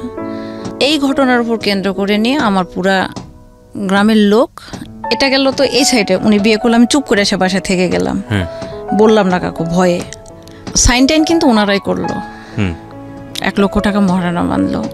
এর মধ্যে বাসাতে হয়েছে কি, বরেন্দ্র বহুমুখী উন্নয়ন কর্তৃপক্ষ আপনি চিনবেন যেহেতু বগুড়াতে আছে, তো বরেন্দ্রর কিছু টাকা আমার অ্যাকাউন্টে জমা হয়েছিল, প্রায় 3.25 লক্ষ টাকা। এটা কি করলো, আমার গ্রামের একটা ছেলে আছে, উনি তখন এই টাকাটা বিভিন্ন ব্যাংকে যায়া আমার চেক জালিয়াতি করলো, করে ওরা টাকাগুলো উঠাইছে। ওদের মধ্যেই ভাগাভাগি না গ্যাঞ্জাম বাঁধছে। বাঁধার পরে এটা আব্বুকে বললো, আমি কিন্তু বিয়ে পর্যন্ত স্টপ রাখছি। ভাগাভাগি নিয়ে যখন গ্যাঞ্জাম বাঁধলো তখন আব্বুকে একজন ইনফর্ম করলো যে চাচা, সুইটির নামে যে টাকা আছে ওই যে এনজিওতে, এই টাকাটা কিন্তু চুরি করে ওরা তুলে ফেলেছে। কি বলো? আব্বু তখন খোঁজ নিয়ে দেখে, হ্যাঁ কয়েকটা থানার মধ্যে ব্যাংকে যারা ভাঙ্গাইছে টাকাগুলো। তখন আব্বু বললো, কি ব্যাপার, তোরা টাকাগুলো এভাবে তুলছিস? তখন ওরা করলো কি, 52টা শেয়ারদার এই প্রজেক্টে, তার মধ্যে আমার বাবা একজন। এই 52 জনের মধ্যে মনে করেন 4 জনে টাকা তুলছে, আর বাকি যারা আছে এই টোটাল লোকগুলোর মধ্যে আমার বাবা। এখন সবাইকে তারা বোঝালো যে টাকাটা সুইটির বাপ তুলেছে, তুলে ওরা আত্মসাৎ করেছে। তখন আমাদেরকে একঘরিয়া করলো আবারও, এবং একটা রিজন নিল যে সুইটি পালায় যায় বিয়ে করছে। দেওয়ার পরে আমার বাবার ওই রে মার আমাকে, তুই বিয়ে করেছিস, এই করেছিস, সেই করেছিস, এতগুলো টাকা ওরা তুলেছে, তুই কখনো অ্যাকাউন্ট চেক করিস নাই। না, কিন্তু এখানে আমার একটা প্রশ্ন আছে। আপনি অত্যন্ত সাহসী, সেটা ছোটোবেলা থেকে আমরা গল্প শুনে বুঝতে পারছি। এরকম একটা বিয়ে আপনাকে করলো তারা, আপনি পরবর্তীতে কোনো স্টেপ কেন নেননি ওই সময়ের মধ্যে? আমি স্টেপটা নেওয়ার সুযোগ পাইনি তো, কারণ আমি বাসায় আসার পর তো আমার মারপিট শুরু হয়ে গেল। আর এই যে একঘরে করে দিল, এদিকে টাকার এদিকে দৌড়াবো না ওই ব্যক্তির প্রতি আমরা স্টেপ নেব। আমাকে তো বিশ্বাসই করলো না, আমাকে তো বাসা থেকে বের করে দিল রাত 12টার সময়। আমি চলে এলাম মার খেয়ে। এটা হচ্ছে 2009 সালের ডিসেম্বর মাসের 17 তারিখে। তখন আমার পাশের বাড়ি এক ভাইয়া বলল, যেটাই হোক, সত্য মিথ্যা জানি না, নিজের জীবনটা নষ্ট করিস না, পড়াশোনাটা করিস। আমার মা আমাকে বাধা দিল, কিন্তু আমার ভাই, 2 ভাইকে আমি পিটাইলাম, পিটাই কপালটা ফাটাইছিলাম দুজনারই, ইট দা বাড়ি দেয়া। মানে বাবা আমাকে এত বেশি ভালোবাসে, বাবা এই পরিমাণ মারলো এবং গলাতে যখন গামছা দিল, আমার এই জায়গাতে দাগটা অন্তত 6 মাস মেলাইছিল না, এবং জিভ আমার বের হয়ে আসছিল। বড় ভাই কোনো রকমে আমাকে বাঁচায় দিল। পরে 6টা 3 পিস, একটা সাইড ব্যাগ, ঠিক এতটুকু একটা ছোট সাইড ব্যাগ, আর 14টা বই নিয়ে আমি বাসা থেকে বের হয়ে চলে গেলাম। কোথায় গেলাম? খালার বাসায়, মেজো খালার বাসায়। 23 দিন থাকলাম। আমার খালু একটা মেয়ের সাথে অকারেন্স করার ফলে আমার খালাতো ভাই ধরছে, যার ফলে রাগ আছে, আমার সাথে আর কথা বললো না। 23 দিন থাকলাম, 23টা কথা বললো না। আমার খালাতো বোন, যাকে আমি কোলে পিঠে করে মানুষ করলাম, সে আমাকে বলে কি, এত ভালো হলে বাবার বাড়ির জায়গা হয় না। আর আমার খালাতো ভাই, যে কোনোদিন আমার চোখের উপর চোখ তুলে একটা কথা বলেনি, সে আবার বলতেছে যে যত সব জঙ্গল এসে আমাদের বাসায় জমে। 23 দিন আমার লাইফে ভাই, এই পর্যন্ত আমি 23 দিনের মধ্যে 22 দিন প্রাইভেট পড়ছিলাম। এক বড় ভাইয়ের কাছে, আমার ভাবির বাবার বাসার সাথে বাসা, খালার বাসা থেকে। কিন্তু সবাই বলে, কি রে তোর বাসা এখানে, তুই এখানে প্রাইভেট পড়তে আসিস, তুই উল্টা মুখে আসিস কেন? আমি বলছি, আরে বাসায় একটু ঝামেলা, আমি ওখান থেকে আসি, বলি না কাউরে। এদিকে কলেজ, স্কুল, বন্ধু বান্ধব সবাই আমাকে সিসি। আমি বাসায় ঢুকলে আমার বাবা থুথু ফেলে, আমার মেজো ভাই থুথু ফেলে। তো ওই লোকটার কি হলো, যাকে বিয়ে করলেন? লোকটাকে নারী ও শিশু নির্যাতনের কেস দেওয়া হলো ওই সময়। হ্যাঁ, লোকটা 2 বছরের কারাদণ্ড হলো। পরে যাই হোক আপিল করে বের হয়ে আসছে। তারপরে আমি 23 দিন ওখানে পড়ার পরে চলে আসলাম ওই ভাইয়াকে টাকা টুকি দিয়ে। আমাকে তো তখন উনি বললো, মানে সবাই আমাকে দেখে সিসি পুরো এলাকায়, কারণ আমার বাবাকে এক নামে সবাই চেনে, সাথে আমাকেও চেনে, যে মেয়েটা সাইকেল চালায়, মেয়েটা তো ভালো, মেয়েটা পড়াশোনা ভালো। সবাই আমার 5 ফিট 4 ইঞ্চি হাইট, ওজন 48-50, যে দেখে সেই মনে করেন সেই রকম প্রস্তাব করে বা কথাবার্তা, এবং বাজে বাজে কমান্ড আসে। তো যাই হোক, এগুলো আমি ডাজেন্ট ম্যাটার, কখনো মাথার মধ্যে নিতাম না। আমি তখন 23 দিন থাকার পরে, এর মধ্যে ভাইয়া আব্বু ফোন দিল না, ভাইয়া ফোন দিল না, মা ফোন দিল না। আমার খালা আমাকে জড়া জড়া কান্না করে বলে, মা তোর বাবা তো আমাকে এখানে বিষ খাওয়ার জন্য বিয়ে দিয়েছে, তোকেও তো আমি রাখতে পারতেছি না, তুই চলে যা গার্মেন্টসে। আপনারা শুনছেন প্রাণ মিস্টার ম্যাঙ্গো ক্যান্ডি প্রেজেন্স জীবন গল্প। আজকের এই গেস্ট যিনি, তাকে দেখার জন্য আপনারা আসতে পারেন আমার পার্সোনাল ইউটিউব চ্যানেলে। আমার ইউটিউব চ্যানেলটি হচ্ছে www.youtube.com/RJKEBRIAFM। চ্যানেলটি আছে কিবরিয়া আরজে নামে। সাবস্ক্রাইব অবশ্যই করবেন এবং পাশের যে বেল বাটনটি আছে সেটা অন করে দেবেন। আরেকটা কথা একটু বলতে চাই, সিচুয়েশনটা যখন নিজের মতো না এবং মন যখন বসে না কোনো কাজে, হঠাৎ করেই কোনো ফুড আমাদের মনটাকে কিন্তু ঠিক করে দিতে পারে। যেমনটা হতে পারে কাঁচা আমের স্বাদে Pran mister mango candy, good mood guaranteed. Sweety বলেন তারপর। পরে আমি 500 টাকা এক জায়গা থেকে ধার নিলাম, নিয়ে আমি 250 টাকা দিয়ে টিকিট করলাম, করে আমি ঢাকায় আসলাম। আমার এক বান্ধবী ছিল যে গার্মেন্টসে চাকরি করতো, ওরে আমি ফোন দিয়ে বললাম যে আমি কি এইরকমই জীবনযাপন করব না আত্মহত্যা করব। তখন ও আমাকে বলল আমি বেঁচে আছি, তুই চলে আয়। আমি গাজীপুরে চলে আসলাম, ফোনে ইনস্ট্রাকশান দিল। আমি প্রথমে সে নামলাম আপনার চৌরাস্তা চন্দ্রাতে, তারপরে চৌরাস্তা, তারপরে হুতাপাড়া, তারপরে সেই নুহাসপল্লির কাছে। আমি ওখানে যা 5 দিন থাকলাম। একটা বেডটাতে খুব সুন্দরভাবে 2 জন শোয়া যাবে, সেটা 5 জন, 4টা গার্মেন্টসের মেয়ে, একটা লেফ, একজন শুলে মানে যদি টান দেয় তাহলে ওর গায়ে কিছু থাকে না, আর ওই মাথা থেকে যদি এই মাথা ঘোরে তাহলে ওর গায়ে কিছু থাকে না। তার মানে আপনি সত্যি সত্যি গার্মেন্টসে আসলেন? আমি গার্মেন্টসে এলাম। এসে 5 দিন ওদের সাথে থাকার পরে আমার বান্ধবীর হাজব্যান্ড ছিল হিন্দু, কারণ ও বললো যে দুষ্টামি করে আসছে ও। এর মধ্যে কিন্তু আমাকে কেউ কল দেয়নি। যখন আমি চৌরাস্তা থেকে ময়মনসিংহ রোডের হুতাপাড়া যাওয়ার আগে ওই জায়গাতে যাওয়ার পরে আমার মা বড় ভাই আমাকে ফোন দিয়ে বলে তুই কই? আমি তো ঢাকা। যে ঢাকা চলে গেছিস মানে? আমি বলছি না, আমার তো কোনো প্রয়োজন আপনার নাই। রাত 12টার সময় যখন বের করে দিয়েছিলেন মেরে, তখন আপনারা কই ছিলেন? আমার খোঁজটা আর করেন না। তখন ফোন দিয়েছে আমার বান্ধবীকে, তো বলছো আমার কাছে আছে। তো ওর কাছে থাকার কথা মানে আমার বাবা মা পানির হাতে মানে নিশ্চিন্তে থাকে। তো চলে গেলাম, তো ওর হাজব্যান্ড বলতেছে ধর ও আসছে 2 দিন রাগ করে বাসা থেকে, চাকরি টাকরি করবে না, থাকবে, চলে যাবে।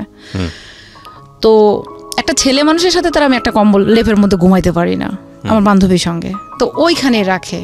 সারা রাত ওরা ফোনে কথা বলে, আর 10 সিটের ঘর, প্রচণ্ড কষ্ট, ঠান্ডাতে আমার ঘুম হয় না। পরে মাঝে একটা লোকের সাথে আমার পরিচয় ছিল ফোনে, যাকে আমি আজও দেখিনি।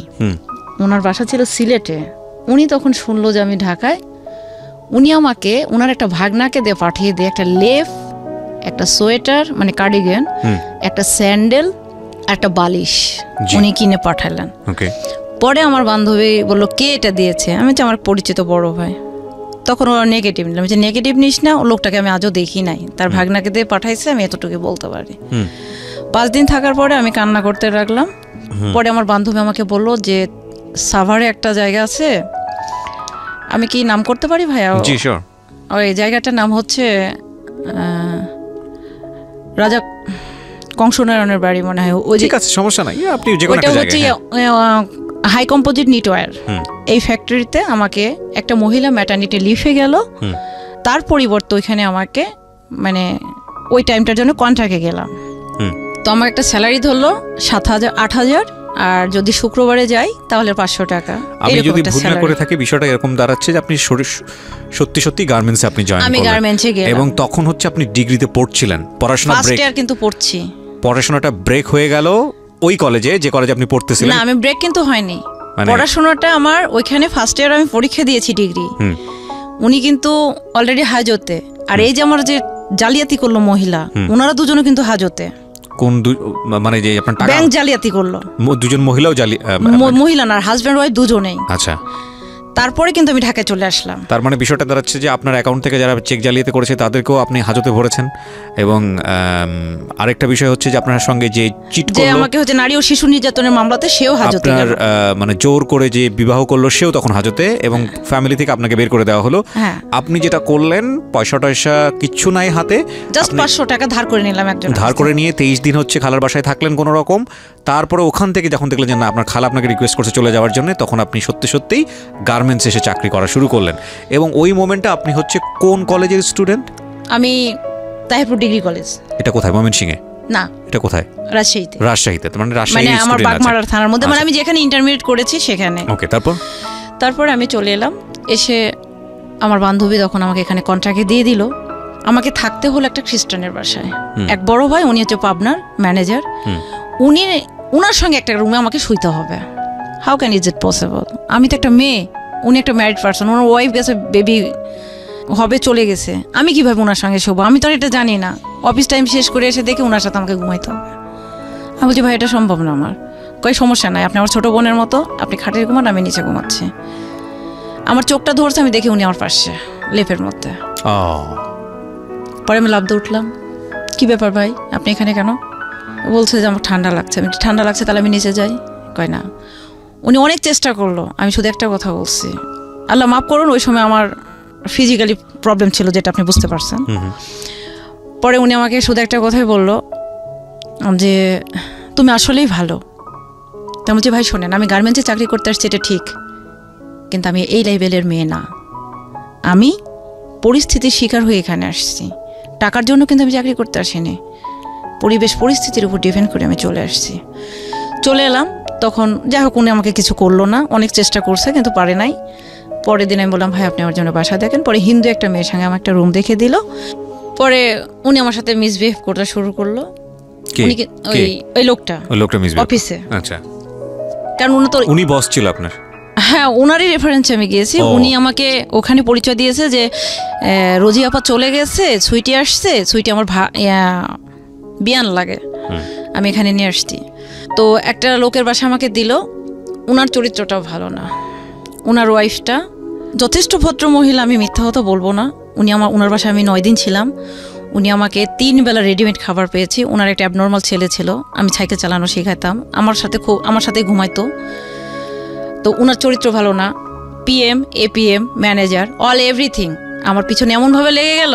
আমি বোরখা পরতাম, কালো ওড়না পরতাম মাথায়, মানে মনে হচ্ছে যে আমাকে মৌমাছি চাকের মতো খেয়ে ফেলবে। তখন আমি আমার বান্ধবীকে বললাম যে আমি এখানে থাকতে পারবো না। কই আমি এখনও মরি নাই, তুই এক্ষুনি চাকরি ছাড়। এর মধ্যে কিন্তু অলরেডি আমাকে এই 9 দিনের পরে কিন্তু আমাকে দিয়ে দিয়েছে। তাহলে একদিন এখানে গেল, 9 দিন এখানে গেল, তাহলে 10 দিন। 5 দিন গেলাম আমি নন্দিনী নামের একটা মেয়ের কাছে, হিন্দু, যে ও গোশ খায় না, আমিও গোশ খাই না, ও ডিম ভক্ত, আমিও ডিম ভক্ত, সমান হয়ে গেল। বাজারও করলাম, আমি তো বাজারও করতে পারতাম না। আমি যা বলি ডিমের কেজি কত, তো বলে যে ডিমের তো কেজি হয় না, এটা হালিভাও হয়। তো যাই হোক এভাবে নিলাম।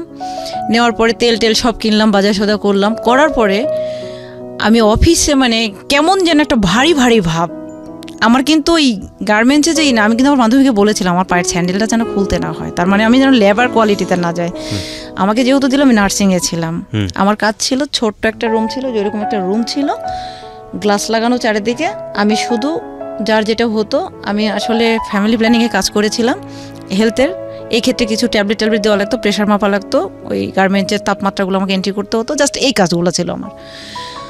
পরে আমি ওকে বললাম যে এই অবস্থা ভালো না। সঙ্গে সঙ্গে আমি একটা ক্যাব ভাড়া করলাম, করে চাল 2 কেজি, মানে ডাল 2 কেজি থেকে 1 কেজি আলাদা করলাম, মানে সব আলাদা আলাদা করে নিয়ে নন্দিনী নামে অর্ধেক রেখে অর্ধেকটা আমি নিয়ে আমি নন্দিনীকে বললাম, নন্দিনী আমার এখানে থাকা তাপ, কারণ আমি জানি যে রাতের মধ্যেই আমাকে কিডন্যাপ করবে, মানে তুলে নিয়ে যাবে, এইরকম একটা সিচুয়েশন আমাকে কয়েকজন একটু ইনফর্ম করলো। সঙ্গে সঙ্গে আমি চলে গেলাম আদাবরে আমার বান্ধবীর কাছে। আদাবরে যাওয়ার পরে তখন আমি যখন গার্মেন্টসে এখানে যখন ঢুকলাম, তখন একটা কিউসি একটা ছেলে পাবনার আমাকে পছন্দ করতে লাগলো। বলতে শুরু করলো যে মেসেজ দিত যে তোমার বডি স্ট্রাকচারটা অনেক সুন্দর, কিন্তু তোমার চেহারা যেমনই হোক যে কোনো ছেলেকে অ্যাট্রাক্ট করতে পারে। তা আমি বলছি যে এটা আমি জানি, এটা আপনাকে বলতে হবে না, আর এটা নিয়ে কোনো মাথা ঘামানোর দরকার নেই। এই বলে আমি চলে আসলাম। ওই ছেলেটা আমাকে রিয়েল পছন্দ করতো। পরে ছেলেটা আমাকে এসে পরে আমি বললাম, আমাকে ফোন দিল, কোথায়? আমি বললাম আমি আমার বান্ধবীর বাসা চাকরি ছেড়ে চলে এসেছি। তারপর ছেলেটা আমার সাথে দেখা করলো। এই ছেলেটা কিন্তু আমাকে আরেকটা বই কিনে দিল, মানে আমার একটা বই লাগতো। তখন আমার এই বাড়িয়ালি তখন কী করলো, আমার বান্ধবী তখন অফিসে, তখন সে বললো কি তুমি তো সুইটিকে নিয়ে এসে রাখছো, সুইটি তো ভালো মেয়ে না, এই সে হাবি যাবে। তখন আমার বান্ধবী আমাকে বলতেছে যে আমি আইসা যেন তোরে না দেখি অফিসে, বাসায়, এইরকম একটা মানে আমাকে বললো। তখন আমি সঙ্গে সঙ্গে তাও বাসা ছাড়লাম না ছেড়ে আমি থাকলাম। পরে শাকিলকে ফোন দিলাম যে ভাই তুই আমার এখন একটা ব্যবস্থা নেই, আমার এখন আর থাকার কোনো জায়গা নেই। তখন বললো প্লিজ তুই একটু কর। তখন আমি ওই ছেলেটার নাম আমি নেভি, তখন আমি নেভিকে বললাম, নেভি যে কোনো মূল্যে তুমি আজকে রাতটা আমাকে কোথাও রাখতে পারবা? আমি তখন ভয় আর মাথার মধ্যে কাজ করলো না ভাইয়া, কারণ যেহেতু আমার বান্ধবী আমাকে বের করে দিল ওই বরিশালের মহিলার কথার উপর ডিপেন্ড করে। কারণ ও কিন্তু আমার একটা বই কিনে দিয়ে বলো ফার্ম গেটে এই যে ইতে একটা তোফাজ্জল বুক হাউজে বইটা কিনে দেওয়ার পরে আমাকে বললো যে তুমি বই না বাসা, ছেলেটা খুবই ভালো। তখন আমাকে নিয়ে গেল, যে তখন আমি বললাম যে দেখো তুমি আমাকে আজকে রাতে যে কোনো মূল্যে তোমার কাছে আমার কাছে মানে একটা জায়গাতে রাখতেই হবে। তখন সে করলো কি, যে বাসাতে সে পেইং গেস্ট হিসেবে ছিল, সে ভাবিকে বললো ভাবি কিছু মনে না করলে আমার একটা ফ্রেন্ড আছে, ওকে একটা রাত রাখতে হবে। কোথায় সমস্যা নেই ভাই, তাহলে আপনার ভাই আপনার কাছে শোবে নি, ও আমার কাছে থাকবে। থাকলাম। আমি শাকিলকে বললাম শাকিল 24 ঘন্টার মধ্যে আমি হোস্টেল চাই। শাকিল তখন মণিপুরি পাড়ায় বিখ্যাত একটা হোস্টেল, নাম না বলি, হোস্টেলটাতে ও আমার ছিট দিল, 4700 টাকা দাম উঠাই দিল। শেষ, শাকিলের দায়িত্ব শেষ। ওঠানোর পরে তখন আমি রাজশাহীর একটা পরিচিত আঙ্কেল ছিল, ওনাকে আমি ফোন দিলাম যে আঙ্কেল আমি তো ঢাকায়, আমার একটা জবের দরকার। তখন উনি আমাকে পাঠাইলো ফৌজদার ফ্যাশন ওয়্যার, নাহার প্লাজা, আপনার ইস্টার্ন প্লাজার অপোজিটে। আমি গেলাম ইন্টারভিউ দিতে, আমি তো কিছু চিনি না। শাকিল ওর এলাকার, শাকিলের বাসা ছিল কিশোরগঞ্জে, ওর এলাকার একটা ছেলেকে বললো তুই যা তো সুইটিকে একটা ইন্টারভিউ দিয়ে। গেলাম, ইন্টারভিউ দিয়ে আসার পর চাকরিটা হয়ে গেল। ওনারা আমাকে রিসেপশনের কথা বলে পরে আমাকে সেলস অ্যান্ড মার্কেটিংয়ে দিল। মিরপুর 10, 14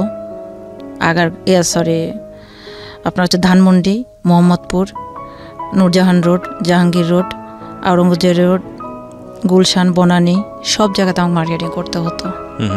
স্যালারি ধরলো 5,500 টাকা।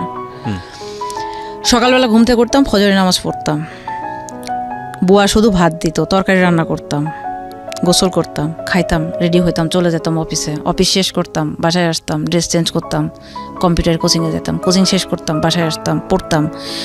পরীক্ষা পাচ্ছে, সরাসরি স্যারকে বলতাম স্যার আমার পরীক্ষা পাচ্ছে। কোথায়? আমার রাজশাহীতে। তখন এখান থেকে সরাসরি অফিস শেষ করে রাত 12টার গাড়িতে হানিফের কাউন্টারে একটা বড় ভাই আছে, ওনাকে বলা ছিল ভাইয়া ফোন দিলাম, ভাইয়া একটা টিকিট লাগবে। কয়টায়? 12টায়। 12টা টিকিট করে রাখলো, সোজা চলে গেলাম কাউন্টারে গিয়ে উঠলাম। ভোর 4:30-5টায় আমাকে পুঠিয়াতে নামিয়ে দিল, আমার বাসা থেকে 20 কিলো দূরে। 5টার সময় যাওয়ার দিন দুপুরে আমার এখানে চিন্তায় হয়। ওখানে বসে থেকে 6 কাপ 7 কাপ চা, আমি যদিও চা খাই না, খেতাম ঘুমটা তাড়ানোর জন্য, টাইম কাটানোর জন্য। তারপর ওখানকার সবাই আমাকে চেনে, তারপর অটো ঠিক করে দিত, বাসায় যেতাম, বাসায় যে একটা ঘুম দিতাম গোসল দিয়ে, ঘুম থেকে উঠে পড়তে বসতাম, সারা রাত পড়তাম, সকালবেলা পরীক্ষা দিয়ে আবার ঢাকায় চলে আসতাম। এইভাবে আমি পরীক্ষা দিলাম, দেওয়ার পরে আমি হায়ার সেকেন্ড ক্লাস পেলাম 675 নাম্বার নিয়ে ডিগ্রিতে। 2010 সালে, যেহেতু তত্ত্বাবধায়ক সরকার উঠছিল, আমি সেশন জোটে পড়েছিলাম, 2010 সালে আমার রেজাল্ট হলো 8-এর জায়গায় 10। পরে হোস্টেলে কিছু বড় আপু থাকার পরে এভাবে চলতে আমি স্ট্রাগল করতেছি। এরপর বাবা মা কোনোদিন পরীক্ষার হলে ঢুকছে জিজ্ঞেসও করে নাই যে তুমি কি পরীক্ষা হচ্ছে। আমি পরীক্ষার হল থেকে বেরিয়ে বলতাম আজকে আমার পরীক্ষা ছিল। পরীক্ষা কিসের পরীক্ষা দাও তুমি কেন যোগাযোগ করো আমাদের সাথে? 6 মাস বাসায় গেলাম না। এই বাইরে কাজ করতেন গার্মেন্টসে না, তখন তো এখানে যে চাকরি করতাম। আচ্ছা, মানে যা কখনো করেছেন যেখানে যা পারছি ভাইয়া। পেয়েছেন? আমি ঢাকায় স্টক এক্সচেঞ্জে কম্পিউটারে কাজ করেছি ভাইয়া, ফাইলগুলো ফুট আপ দেওয়া লাগতো, সেটা করছি। আমি যখন যেখানে চাকরি পাইছি টিউশনই করছি। মানে বাড়ি থেকেও চাচ্ছিল না আপনি বাড়িতে ফেরেন? না। ইভেন আরেকটা কথা বলতো, আমার বাসা থেকে তো কখনো আমাকে টাকা দেয়নি পড়ার জন্য, দেয়নি। পরে আমি এখন হোস্টেলে উঠলাম।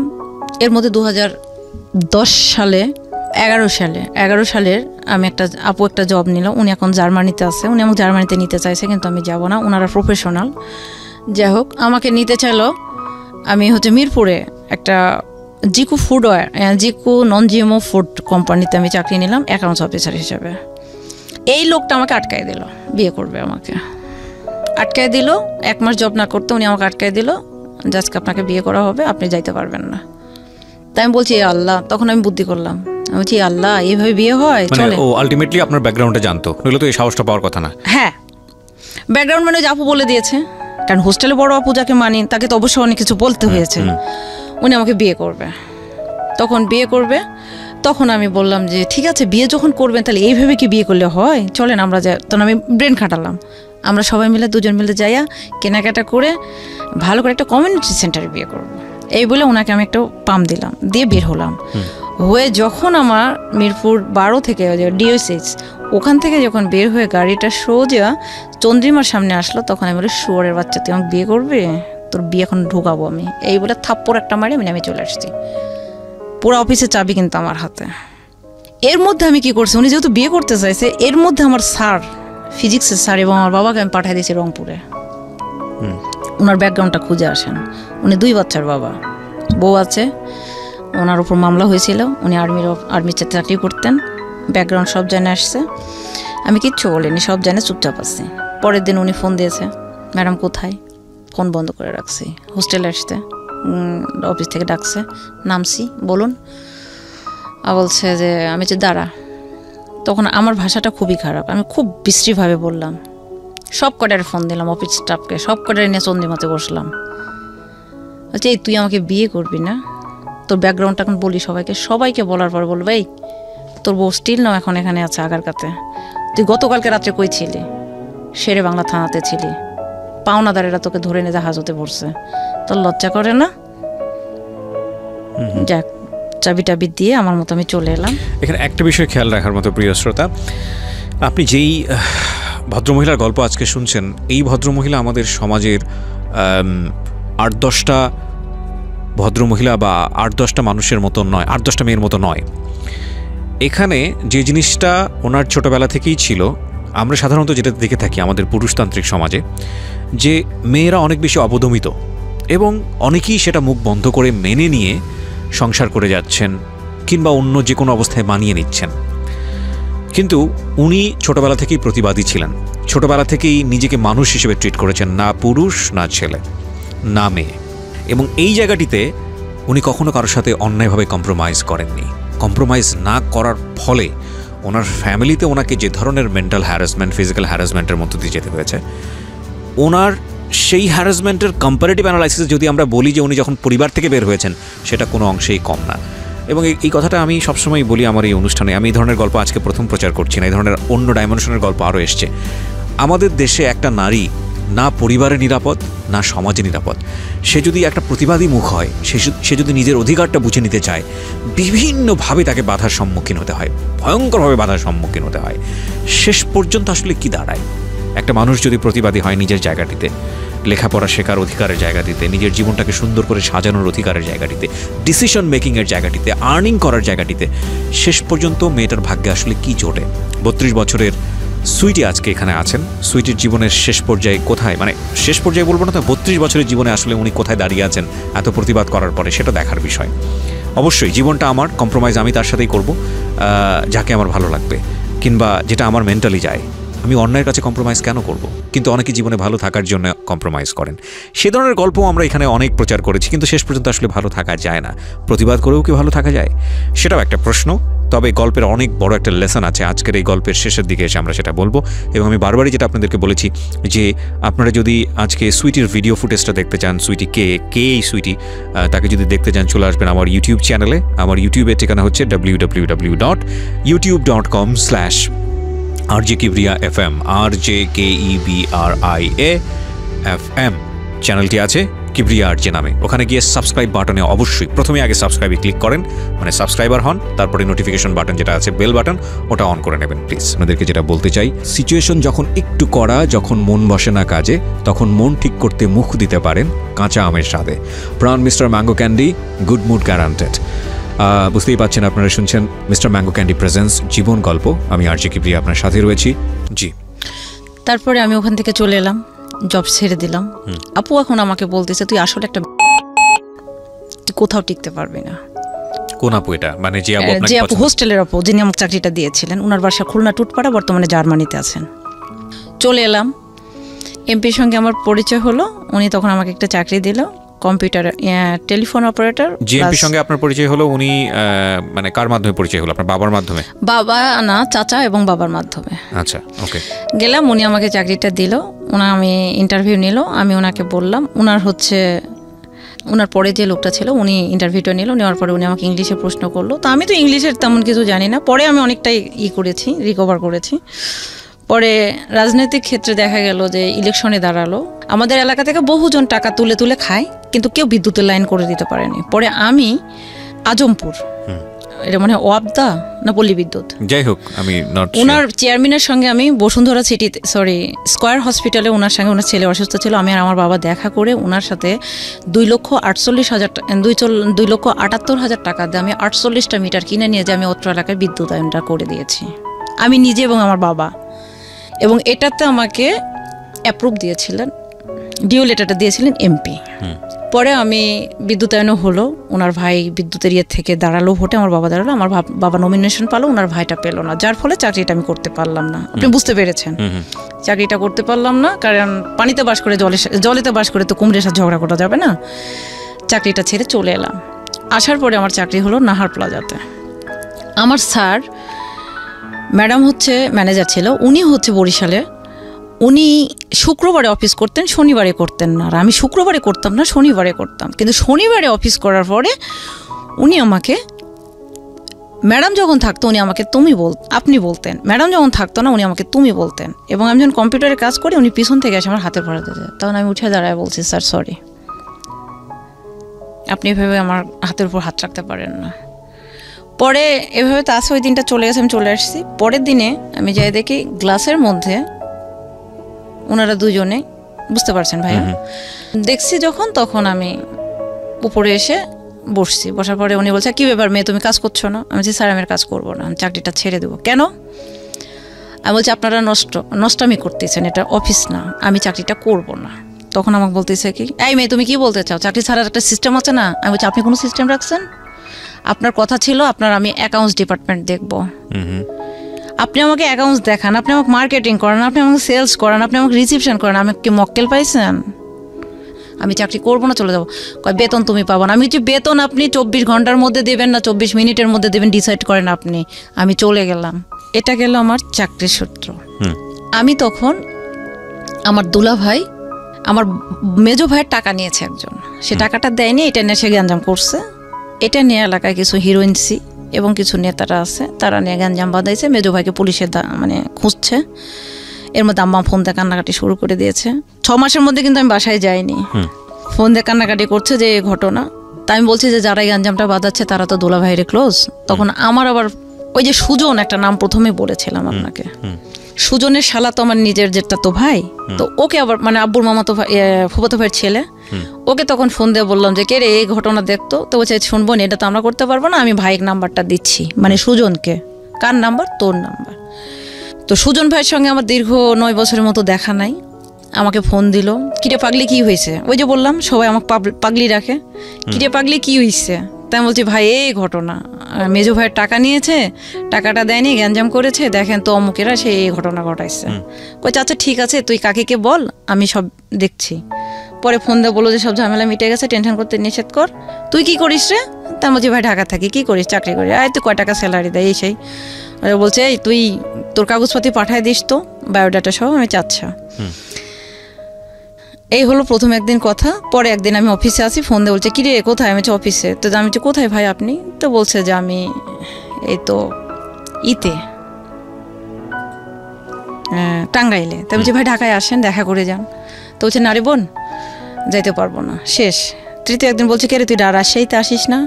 আমি বলছি, হ্যাঁ যাই, ওই যে মামলা ডেট পড়লে যাই। তারপরে আমি গেলাম।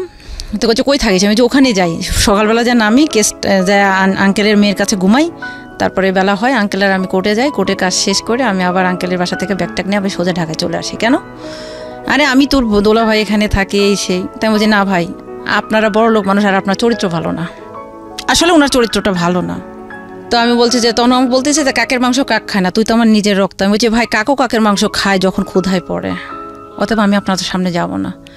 যাই হোক, এই কথা বলার পরে আমার হচ্ছে ভাই, এখন বলি ডিসেম্বরের 8 তারিখে কেসের ডেট পড়লো। আমার অফিসে বলে আমি 6 তারিখে ছুটি নিলাম, যে তাহলে আমি যে একদিন মায়ের কাছে থাকতে পারবো। এর মধ্যে আমার আম্মার কিন্তু অপারেশনে হয়ে গেছে, হচ্ছে পিত্তস্থলীর পাথর অপারেশন হয়েছে, তারপরও কিন্তু আমি যাইনি। পরে আমি চলে গেলাম। যাওয়ার পরে এটা কিন্তু 2011 সালের ডিসেম্বর মাসের 6 তারিখ। তখন আমি ভোর 6টার গাড়িতে রওনা দিলাম, 6টার গাড়িতে না 10টার গাড়িতে রওনা দিয়ে, যাই হোক আমি রাজশাহীতে নামবো। বেলা চলে গেল, রোডে যেহেতু জ্যাম থাকে চন্দ্রা থেকে ওই সাইডে, জ্যামে নেমে গেলাম। যাওয়ার পর দেখি আমার দুলা ভাই বলছে, তুই আমি না ভাই, আমি বিনোদপুরেই নামবো, আমি আপনার সামনে যাব না। কয়ে এই পাগলি আয় তোর, আমি ছোটোবেলার থেকে আদর করতো, কারণ আমি তো খুব ছোটো থাকতে ওনার বিয়ে করছে। পরে গেলাম, বলছে একটা কফি খেয়ে যাবো নাই, তা গেলাম, যে দেখি যে উনি প্রিন্স কোট পরে একটা ব্যাগ নিয়ে এসে নেমে আমার ব্যাগ ধরেছে। যখন জিনিসটা ধরছে, কারণ আমি জানি ওনার বাজারের ব্যাগ ওনার অফিসে ওনার লোকজন টানে, কারণ ওনার নিজস্ব অফিস আছে। তো উনি যখন আমার ব্যাগটা ধরছে তখন আমার মাথার মধ্যে একটু হিংস দিচ্ছে, কারণ আমার সিক্স সেন্সটা কাজ করে বেশি, যে ওনার উদ্দেশ্য ভালো নাই। তখন ওনার ম্যানেজার আমি মিলে নিউ মার্কেটের আসে, নিউ মার্কেটে যাই একটা কফি খেলাম, একটা বার্গার খেলাম, খাওয়ার পর বলছি ভাই আমি চলে যাব, আঙ্কেলকে ফোন দেওয়া আছে, আমি ওনার বাসায় যে থাকবো, সকালবেলা কেচের হাজরাটা দিব, বাসায় যাব। বলছে না আমার বাসায় এখানে থাকতে তুই কেন যাবি? তা আমি বলছি আপনার বাসা কোথায়? আমি তো শুধু আপাকে চিনি আর ওনার মেয়েকে চিনি, ছেলেটাকেও দেখি নাই, ছেলেটা পরে হয়েছে। তো বলছে চল বাসায় যে, উনি নিয়ে গেছে আমাকে অন্য একটা বাসায়। যেই না এরকম গেটটা পার হয়ে আমি ঢুকছি, ওই মহিলা উঠে বলে কি, আমি একটা কথা বলে দিই ভাইয়া, এটা কিন্তু মানুষের সচেতন করার মতো। ঢাকা বলেন, রাজশাহী বলেন, বাংলাদেশের বিভিন্ন শহরে বলেন, এমন এমন লোক আছে যারা ফ্ল্যাট ভাড়া করে নিয়ে এই লোকদের দিয়ে দেহ ব্যবসা করায়। তো আমাকে রুমে নেওয়ার পরে আমি যখন বাসার মধ্যে ঢুকছি তখন বলছে ভাইয়া অনেকদিন পর ভাবিক নিয়ে আসলেন। আমি তো পুরো থক হয়ে গেলাম, কি ব্যাপার? আমি তো ওনার ভাবি না, আমি ওনার শালি, নট অনলি শালি, আমি ওনার ছোট বোন, কিন্তু আমাকে ভাবি বললো কেন? তখন আমি ডাইরেক্ট রুমের মধ্যে, দোলা ভাই এটা কি বলতেছে? তখন বলছে চুপ থাক। আমি ড্রেস চেঞ্জ করলাম, করার পরে খাইতে দিল। তা আমি বলছি ভাই আমি এখানে থাকবো না, আমাকে তাড়াতাড়ি আপনার বাসায় নিয়ে চলেন, আর নয়তো আপনি আমাকে গাড়ি সিএনজি ঠিক করে দেন, আমি বাসায় চলে যাব। কারণ রাজশাহী শহর থেকে আমার বাসা 47-50 কিলো। তা না, ওকে বলতেছে কি তোর মতো তুই চুপ করে থাক, চেলাচেলি করিস না, তোরও সম্মান যাবে, তোর বাবাকেও সবাই চেনে, আমাকেও সবাই চেনে। সারা রাত আমাকে ধস্তাধস্তি করলো ভাইয়া, কোনো মতেই না। তবে আমি উঠছি সকালে, সারা রাত জার্নি করেছি, এই সেই, অবশ্যই টায়ার্ড হওয়াটা স্বাভাবিক। সারাটা রাত কেটে গেছে, ফজরের নামাজও হয়ে গেছে।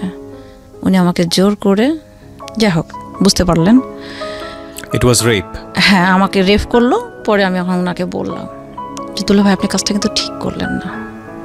তারপর আমি ওনাকে জোরহাত করে বললাম আপনি আমার বড় দুলা ভাই, আপনাকে আমি সম্মান করি, এই ঘটনা আল্লাহ আমি আর আপনি ছাড়া কেউ জানে না, আজকে এখানে ক্লোজ করেন। আমি একটা ধর্মভীরু মেয়ে, আমি 5 ওয়াক্ত নামাজ পড়ি, কোরআন পড়ি, আমি তাহাজ্জুদ পড়ি, এখানেই ক্লোজ করেন। জীবনে শেষ দিন পর্যন্ত আপনার আর আমার মধ্যে থাকবে, আল্লাহ হয়তো ক্ষমা করবে, মাপ চেয়ে নেব, আর কোনো দিন এই ঘটনাটা ঘটায়েন না, আমার মতো আমি চলে যাই। সে আমাকে আটকায় দিল, এত পরিমাণ ব্লিডিং হলো। তার ম্যানেজারকে ফোন দিল, ওষুধ নিয়ে আসলো, আমাকে খাওয়াইলো, সেদিনও রাখলো। সেম 8 তারিখে আমি কেসের হাজরা দিলাম। উনি আগে সিএনজি ব্যাগ ট্যাগ নিয়ে যে সিএনজি রেডি করে রাখছে আমার সাইড ব্যাগের মধ্যে, 8,000 টাকার একটা বান্ডিল দিল। আমি বলছি আপনি কি আমাকে দেহ ব্যবসা শুরু করাইলেন? ভালোবাসা কি জিনিস, মানুষকে ভালোবাসতে হলে কি করতে হয়, কিভাবে কি করতে হয়, কেমন করতে হয়, এটা আমি জানি না। তবে আপনি যেটা করলেন এটা ঠিক করলেন না, আমি কিয়ামত পর্যন্ত আপনাকে ঠেকায় রাখলাম। তবে জীবনে কোনো দিন আর আমি ওই যে ফোন অফ করলাম, বাসায় এলাম, ফোন অফ, ঘুমাইলাম। আমার ফোনে মিস কল অ্যালার্ট করা ছিল 100, 150, 200 কল। ফোন খোলার সাথে সাথে তুমি যদি ফোন আর একটা বার বন্ধ করো, আমি তোমার বাসায় এসে হাজির হব, আমার বোনের ঘর। কি করব, ফোন খোলা রাখলাম। 8 তারিখ 9 তারিখে মাইক বললাম মা আমি ঢাকায় যাব। কই তুমি আইলা কালকে, আজকে যাবা? হ্যাঁ আমি চলে যাব, বাসায় যে আমি থাকি না, ওই যে বাবা দেখতে পারে না, ভাই দেখতে পারে না, গেলে বাবা মারে, আবারও মার খায়, কথা বললে উত্তর দিলে মারে। কত ঈদ, কত দিন গেছে, জীবনে কোনো দিন একটা নতুন জামা পাইনি আমি। যাই হোক এগুলো কষ্ট আর মনে করি না। তখন চলে আসলাম, আমাকে বললো তোর জন্য টিকিট কেটে রাখছি, তোমার জন্য টিকিট কেটে রাখছি, তুমি রাজশাহীতে এসে ট্রেনে চলে যাবে। আমি বলছি না, আমি পুঠিয়া যাবো, বাসের টিকিট করে, নাহলে নাটোরে যাবো, বাসের টিকিট করে চলে যাবো। তুই যদি এই কাজ করিস তাহলে এখনই আমি ট্রেনের নিচে মাথা দেবো। ওর বাসার সামনে রেল লাইন। এখন ওর সাথে যে ছেলেটা থাকে, ছেলেটা তখন আমার ফোন দেবো, বলছে আপু প্লিজ এই লোকটার মাথার ইয়ে নাই, আপনি তাড়াতাড়ি আসেন। হ্যাঁ দিব্যি দেখি এই ঘটনা। তারপরে ভাইয়া ঘুমের বড়ি খায়া পড়ে আসে। পরে গেলাম, উনি আবার নিয়ে গেল ওই ছেলেটার বাসায়। বলছে তোর টিকিট, আমাকে বললো কি তোর টিকিট তো 2টার সময়। আমি 1টার সময় চলে আসছি। বলছে তোর টিকিট তো 2টার সময় না, 4টার সময়। চল এখন যে ওই মাসুম বলে একটা ছেলে আছে, ওর বাসাতে ব্যাগ ট্যাগ রেখে রেস্ট নে, তারপরে আবার। বুঝতে পারছেন ভাইয়া? পরে আমি বলছি দুলা ভাই আপনি যেটা করতেছেন এটা ঠিক করতেছেন না, আমি একটা মানুষ। পরে ভাই আমি ওখান থেকে চলে এলাম ঢাকায়। 3টা ফোন ছিল আমার কাছে, ভাইঙ্গে একবার চুরমার করে দিয়েছে চলে এলাম। নোকিয়া একটা ফোন ছিল, ওই ফোনটা জোড়া দিয়ে একটা নাম্বার সে পাইছে, সেটা হচ্ছে দিদি হোস্টেল। দিদি হোস্টেল মানে বুঝতে পারছে আমার হোস্টেলের দিদি। আমি আসিয়া তো শুয়ে আছি, ঘুমাচ্ছি। দিদি ফোন ধরলো, কে? হচ্ছে আমি ওর বড় ভাই বলতেছি বাসা থেকে, ওনাকে ফোন দেন। তখন দিদি এসে বলতেছে, সুইটি, উনি আমার কিউট ডাকতো, কিউট দেখ তোর ফোন আসছে। কে দিদি? তোর বাসা থেকে। আমি না দিদি ইম্পসিবল, আমার বাসার কেউ নাম্বার জানে না, আপনার ফোন দিবে কেউ না, ওটা ভুয়া, আপনি চলে যান। চলে গেছে। আবার ধরে বলছে, তুমি এখন এই মুহূর্তে ফোন না কিনলে আমি কিন্তু একের তোমার বাসায় যাব, আমি সম্পূর্ণ তছনছ করে হলাই দেব। তোমার বাবাকে আমি রোডে ফেলে দেব, তোমার ভাইকে আমি মার্ডার কেসের আসামি বানাবো, আর তোমার নামে এই যেগুলো করছি সব ভিডিও করছি আমি নেটে ছেড়ে দেব। কি করতে পারেন আপনি? তখন 10,000 টাকা সুন্দরবন কুরিয়ার সার্ভিসে কারওয়ান বাজার শাখায় পাঠাইলো। আমি নিয়ে ফোন তুললাম। ফোন তোলার পরে এই ফোন, একদিন আমি ফোন বন্ধ, আমি যে না আপনারা আমাকে কখনো ফোন দিবেন না, কোনো যোগাযোগ করেন। ফোন বন্ধ রাখছি, সে মরফিন ইনজেকশন। আপনাকে যেগুলো ব্ল্যাকমেইল করছে, আপনি চাইলে তো ফোনে রেকর্ড করতে পারতেন। রেকর্ড করে লাভ নাই তো ভাইয়া, কারণ ওদের তো দাপট। আমি বলি, ওর বড় ভাই একটা মেয়ের সাথে সম্পর্ক করে বাচ্চা হয়েছে, সে বাচ্চা ডিএনএ টেস্ট করার পরে তার বাচ্চা, তারপরও তারা সম্পূর্ণ প্রমাণ লোপাট করে দুনিয়ার বুকে তারা বাহাদুরি করতেছে। এদের কাছে পারবেন না। তারপরে আমি ফোন তো তখন আমি রেকর্ড সিস্টেম আমি তো জানি না ভাই, আমি তো ফোনে ইউজ করতে পারি না। Exactly, that is the point. তারপরে আমি ভাইয়া চাকরিটা, আমি তখন আমাকে চাকরি করতে দেবে না, চাকরিটা ছেড়ে দিল। পরে ভাই নকল কাগজপাতি বানায় নিয়ে হোস্টেলে দেখায় আমাকে হোস্টেল থেকে বার করলো, সে আমার বউ। তখন আমি ইডেন কলেজে অলরেডি অ্যাডমিশন নিয়ে নিয়েছি। ইডেনে মানে অনলাইনে ফর্ম পূরণ করে দিলাম। ইডেনে কিসের অ্যাডমিশন নিয়েছেন? মাস্টার্সে। আমি প্রথম চয়েস দিলাম বাংলা কলেজ, দ্বিতীয় দিলাম তিতুমির। আমি জানতাম না যে ঢাকা কলেজ ছেলেদের, আমি ঢাকা কলেজে দিয়েছি। বলছি ঢাকা কলেজ না, হবে না, ইডেন কলেজ হবে। ইডেন কলেজে দিল। পরে আমার চান্স হয়ে গেল ইডেন কলেজে জিওগ্রাফিতে। এরপরে ভাইয়া আমার লাইফের মোড়টা ঘুরে গেল। একটা মেয়ে, আমি সংক্ষিপ্ত নামটা বলি, রমা। ও এখন একটা কলেজের লেকচারার। এর সাথে কিন্তু আমি এলএলবিতে ভর্তি হয়েছি। আমি 2 শিফটে, একটা হচ্ছে এখানে হচ্ছে বেলা 1টা থেকে 3:30 পর্যন্ত ক্লাস ইডেনে, আর ওইখানে হচ্ছে লতে আবার হচ্ছে বিকেল 5:30 থেকে রাত 8:30 ক্লাস এলএলবিতে। হ্যাঁ, লর আর এই আপনি ইংলিশে দুটো পড়ছেন, আপনি খরচপাতি পেতেন কোথায়? এটাই তো বলছি আপনাকে।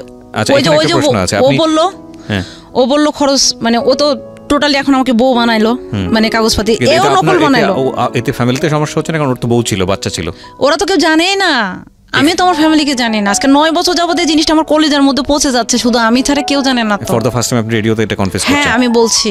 পরে আমার বান্ধবী, তখন আমি বললাম, মানে ক্লাস মিস করছে, আমার বান্ধবী বলছে কি ব্যাপার তুমি ক্লাসে আসো না কেন? তো আমার রোল হচ্ছে 1, ওর হচ্ছে 2। তো ফর্মটাতে ছবি একটা বাঁকা হয়েছে, তো আমাকে ম্যাডাম বলতেছে তোমার ছবিটা একটু বাঁকা হয়েছে, ঠিক করো। তা আমি ছবিটা ঠিক করতে যাই, আমি মেয়েটা ছবি মানে রমা যায় ছবিটা ফর্মটা জমা দিয়েছে ওরটা, তাহলে ওর হয়ে গেল 1 রোল, আমার হয়ে গেল 2। তো এই হিসেবে মতন বললো যে তুমি কিছু, তখন ওই যে দিদি যার নাম্বারে ফোন দিয়েছিল, ও দিদি ওর খুব শখ, উনি আবার রবীন্দ্র ভারতীতে ইংলিশ অনার্স করছে, এখন হাবিবুল্লাহ বাহারে আছে। উনি বলতেছে কিউট তোমার কলেজ আমাকে একটু নিয়ে যাবা, আমার খুব শখ ইডেন কলেজে যাবো। আমি যে ঠিক আছে দিদি যাবে। ইডেনে আপনি কিসে ভর্তি হলেন? আমি ইডেনে ভর্তি হলাম জিওগ্রাফিতে। মাস্টার্স? হ্যাঁ, আমি তো ডিগ্রি ওই যে বললাম চাকরি করতাম, ওখানে যে পরীক্ষা দিয়ে পাশ করে আসলাম। পরে এখানে যাই আমি ইডেনে, দিদি গেল, তখন ও আমাকে বলতেছে, রমা তখন আমাকে বলতেছে তোমার আর আমার রোল তো পাশাপাশি, আমি তো আসতে পারবো না, আমি বিবাহিত, আমার হাজব্যান্ড আছে, আমার বাচ্চা আছে, আমার হাজব্যান্ড চাকরি করে এবং সে অসুস্থ, তা আমি তো রেগুলার আসতে পারবো না, আমি পাবনাতে থাকি, তুমি যদি ফোন নাম্বারটা দিতা আমি তোমার থেকে সব খোঁজখবর নিতাম। তখন আমি বলছি যে না, আমি নাম্বার দিব না। তখন দিদি বলছে দাও, মেয়েটা ভালো আছে, দিয়ে দিলাম। তখন আমি ক্লাস মিস করছি, ও বলছে তুমি ক্লাস মিস করো। বলছি দেখো আমি তো চাকরি করি, তো ভাই ভূগোলে কিন্তু পড়ার চাইতে প্র্যাকটিক্যালটা বেশি। তো আমি ওকে বললাম যে আমি তো ক্লাস করতে পারি না, কারণ আমি ক্লাস করলে চাকরি হয় না, চাকরি না করলে বলছে তুমি টাকা মিছি, আমি বাসা থেকে কোনো টাকা নিই না, একে তো নিই না, দ্বিতীয়ত দেওয়ার মতো অ্যাবিলিটিও নেই। পরে আমাকে বললো যে তুমি কিছু মনে না করলে তোমার পড়ার খরচটা যদি আমি দিই। তাই আমি বলছি তোমার কাছে কেন আমি ছোট হব? বলছে আমি তো ছেলে না যে আমার কোনো ডিমান্ড থাকবে। আপনি বিশ্বাস করবেন না ভাই, 2012 সাল থেকে এখন পর্যন্ত সে আমার পায়ের স্যান্ডেল থেকে শুরু করে মাথার শ্যাম্পু, আমার চুল আপনি দেখেন নাই, চুলে রিবন্ডিং করা, চুলে কালার করা, ভরু প্লাক করা, ফেসিয়াল করা, শুধু পার্লারে বলবে যে দিদি ও যাচ্ছে, আমি অল এভরিথিং করে 10,000 হোক, 5,000 হোক, 15,000 হোক, বিলও দিয়ে চলে আসে। কেন দেয়? আমাকে ভালোবাসে। বাট আপনাদের মানে শুধু একদিনের দেখাতে এই ধরনের সম্পর্কটা খুব রেয়ার না? কি করেছেন আপনি ওর জন্য? ওর জন্য আমি কি করেছি শুনবেন? স্যার সাজেশন দিয়েছে, সাজেশনটা যে কুরিয়ার করছি, চলে গেছে ওর বাসায়, ওর কাছে। মানে আপনি এখানে থেকে যত ধরনের সাপোর্ট মানে দরকার, যত রকমের পড়াশোনার সাপোর্ট, ইভেন ওকে মনে করেন ভোর 6টার সময় আমি এখান থেকে যে ওকে বাসায় যে নেমে ওকে নিয়ে রাতের গাড়িতে রওনা দিয়ে ওকে সকালবেলা পরীক্ষা দিয়ে আবার নিয়ে যে ওকে আমি পাবনা রেখে ওকে, মানে আপনি এখানে আলটিমেটলি একাডেমিক্যালি ওর ফুল সাপোর্টটা দিয়েছেন, আর ও আপনাকে হচ্ছে হলো অর্থের সাপোর্টটা দিয়েছে। আপনারা যে জীবন গল্পটা শুনছেন এখানে, সেটা অভাবনীয় কিছু নয়, আমাদের মানব জীবনেই ঘটে থাকে। একটা বিষয় খেয়াল রাখবেন, আপনারা যখন এই গল্পগুলো শোনেন তখন আপনাদের কাছে মনে হয় আরে এটা কি সত্যিই ঘটেছে, কি বলে মেয়েটা, সত্য বলছে না মিথ্যা বলছে? হ্যাঁ, সেই প্রশ্নটা করার অধিকার সবারই আছে, কিন্তু নিজের জীবনের দিকে আপনি তাকিয়ে দেখেন, আপনার জীবনে অসংখ্য এরকম গল্প আছে যেগুলো হয়তো আপনার রেডিওতে এসে বলা হবে না। কিন্তু আমি এই কথাটা এই কারণেই বলছি যে যারা বলেন তাদের দিকে আঙুল না তুলে বরং আমাদের নিজেদের জায়গাটা থেকে অনেক কিছু শেখার আছে। আমি এটা মনে করি না যে একটা গল্প প্রচার হলেই মানে বাংলাদেশটা চেঞ্জ হয়ে যাবে, না। তবে নীরবে নিভৃতে অনেক বড় রেভলিউশন ঘটে যায়। আমি এখন যে ফিডব্যাকগুলো পাই, বিশেষ করে 7-8 বছর এই ধরনের রেডিও অনুষ্ঠান করার পর, আমি যেটা চিন্তাও করিনি কখনো যে আমি এই ধরনের অনুষ্ঠান করবো রেডিওতে। 7-8 বছর ধরে এই ধরনের লাইফ স্টোরি নিয়ে প্রোগ্রাম করছি। সিক্রেটস একটা প্রোগ্রাম, যেটা আমি আগের রেডিওতে JBSB নামে করতাম, এখন আমি জীবন গল্প নামে যেটা করছি, যেটা আগের রেডিওতে হ্যালো উইথ 920 নামে হতো। তো এই যে প্রোগ্রামগুলো, যেগুলো somehow with the name of almighty Allah আমার হাত ধরে জন্ম হয়েছে, কিন্তু মানে টু বি অনেস্ট, নীরবে নিভৃতে যে রেভলিউশনগুলো হয়, মানুষ যখন মেইল করে আমাকে যে আমার জীবনটা চেঞ্জ করে দিয়েছে এই একটা গল্প, আমার জীবনটা এটা বদলে দিয়েছে, আমার এটা হয়েছে ওটা হয়েছে, that's really Assam gift to me. So আমি মনে করি যে আজকের এই জীবন গল্পটা কাউকে হেয় করার জন্য নয়, কাউকে বড় করার জন্য নয়, কাউকে ছোট করার জন্যই নয়, এবং সেটা আমাদের ডিসক্লেইমারে সবসময় থাকে। আমরা বরং এই মানুষটিকে, যার গল্প আজকে আমরা এখানে শুনছি, সুইটি, বা যাকে আমরা ইউটিউবে দেখতে পেলাম, তাকে আমি আমার বাড়ির প্রতিবেশী মনে করে একটু গল্পটা শুনি, কিংবা আমার পরিবারের একটা বোন মনে করে গল্পটা শুনি, কিংবা আমি নিজে মনে করে গল্পটা শুনি, অনেকেই হয়তো মিলে যাবে। তাহলে দেখবেন যে ওর মধ্য দিয়ে নিজেকে, নিজের ভুলের জায়গাটা বা নিজের স্ট্রাগলের জায়গাটা, নিজেকে প্রতিস্থাপন করার জায়গাটা, এই জায়গাটাতে সঠিক সিদ্ধান্ত নেবার ক্ষেত্রে আপনার আগামীটা অনেক বড় একটা গাইডেন্স হয়ে আসতে পারে এই সুইটির জীবন গল্পটা। আর ওনাকে দেখার জন্য আসতে পারেন আমার ইউটিউব চ্যানেলে। ইউটিউব চ্যানেলটি হচ্ছে www.youtube.com/RJKEBRIAFM, KEBRIA FM চ্যানেলটি আছে কিবরিয়া আরজে নামে। সাবস্ক্রাইব করতে ভুল করবেন না, অবশ্যই সাবস্ক্রাইব করে নেবেন, পাশাপাশি বেল বাটনটি অন করে নেবেন। জি সুইটি, বলুন। তারপরে রমা আমাকে বলল যে একটা ছেলে তোকে এতটা ভালোবাসে। ভাইয়া শোনেন, কোন ছেলেটা? ওই দুলাভাই। হ্যাঁ, এত ভালোবাসে। তাই আমি বলছি তাকে এটা ভালোবাসা না, just sexual attachment, not only other relation. এখানে একটা কথা বলে নেই, এই যে দুলাভাই যিনি, with due respect you sir, আপনার পরিচয় কোনো কিছুই আমরা এখানে রিভিল করিনি, এবং এটা আমাদের অনুষ্ঠানের এথিক্স অনুযায়ী যায়ও না। আমরা সবসময় যে কথাটা বলি যে এই অনুষ্ঠানটি কাউকে ছোট করার জন্য নয়, কাউকে হেয় করার জন্যও নয়। আমাদের এই অনুষ্ঠানের সবচেয়ে বড় সীমাবদ্ধতা হচ্ছে যে একজন মানুষ এসে যখন তার জীবন গল্প বলেন, তো নিজেকে এখানে তিনি হিরো হিসেবে প্রতিস্থাপন করেন, যেটা আমাদের সিক্রেটস অনুষ্ঠানের ঠিক উল্টো ফর্ম। সেখানে সবসময় নিজেকে তিনি ভিলেন হিসেবে প্রতিস্থাপন করেন। আর এই ঘটনাগুলো সত্য না মিথ্যা সেটা প্রমাণ করার দায় এই অর্থে আমাদের নাই, কারণ আমাদের মেসেজটা আসলে অন্য জায়গাটিতে থাকে, এবং আমরা একটা আমাদের এই সীমাবদ্ধতাটা স্বীকার করেই নিয়েছি যে এই অনুষ্ঠানে তিনি যে কথাগুলো বলছেন সেটা সত্য না মিথ্যা, এটা চাইলে আপনি বিশ্বাসও করতে পারেন, চাইলে আপনি অবিশ্বাসও করতে পারেন, কারণ এগুলো আমরা ইনভেস্টিগেট করি না। আমরা সচেতনভাবেই এড়িয়ে চলার চেষ্টা করি যে যাতে করে কারো ইমেজে আঘাত না লাগে, এবং একই সাথে কাউকে খুব ফুলে ফেপে বড় করা এইসব জিনিস যাতে না হয়। সো এখানে আসলে ওনার জীবনে যেটা ঘটেছে সেটা বিশ্বাস আপনি করবেন কি করবেন না আপনি নিজে থেকেই ভাবেন যারা শ্রোতা হিসেবে শুনছেন, কিন্তু এখানে আমরা ধরে নিচ্ছি এটা একটা ক্যারেক্টার, লাইক দুলাভাই বা উনি যার কথাটা বলছেন, আমরা সব এখানে ছদ্ম বা পরিচয় রিভিল না করে এখানে আমরা এটাকে এক্সপোজ করছি। ওকে, বলেন। তারপরে তখন ও আমাকে বলল যে তুই তো এত বড়, তোর কোনো বয়ফ্রেন্ড নেই। রমা প্রথম পরিচয়, ওরা কিন্তু বিশাল ধনী। কিন্তু আপনি ওই জায়গাটায় বলছিলেন না বিশাল ধনী বলেই হয়তো আপনাকে ইজিলি সাপোর্টটা করেছে। না ভাইয়া, তাহলে সে নিজের স্বর্ণের গহনা বন্ধক রাখছে আমার টাকা দেওয়ার জন্য। প্রতি মাসের 1 থেকে 2 তারিখের মধ্যে আমার বিকাশ অ্যাকাউন্টে খালি বলছে চেক কর, এই একটা কথাটাই বলছে।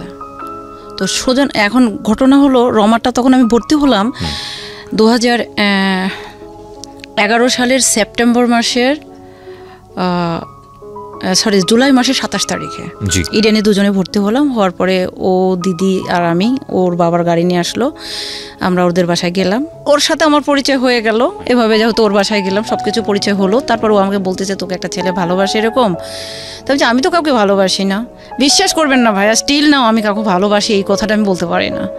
পরে আমি বলতেছি যে আমি তো কাউকে ভালোবাসি না। তো বলছে তোকে এত ভালোবাসে মানে কি করতো, ইডেন কলেজে আমরা দুজন যাইতাম তখন গেটে এসে দাঁড়া থাকতো।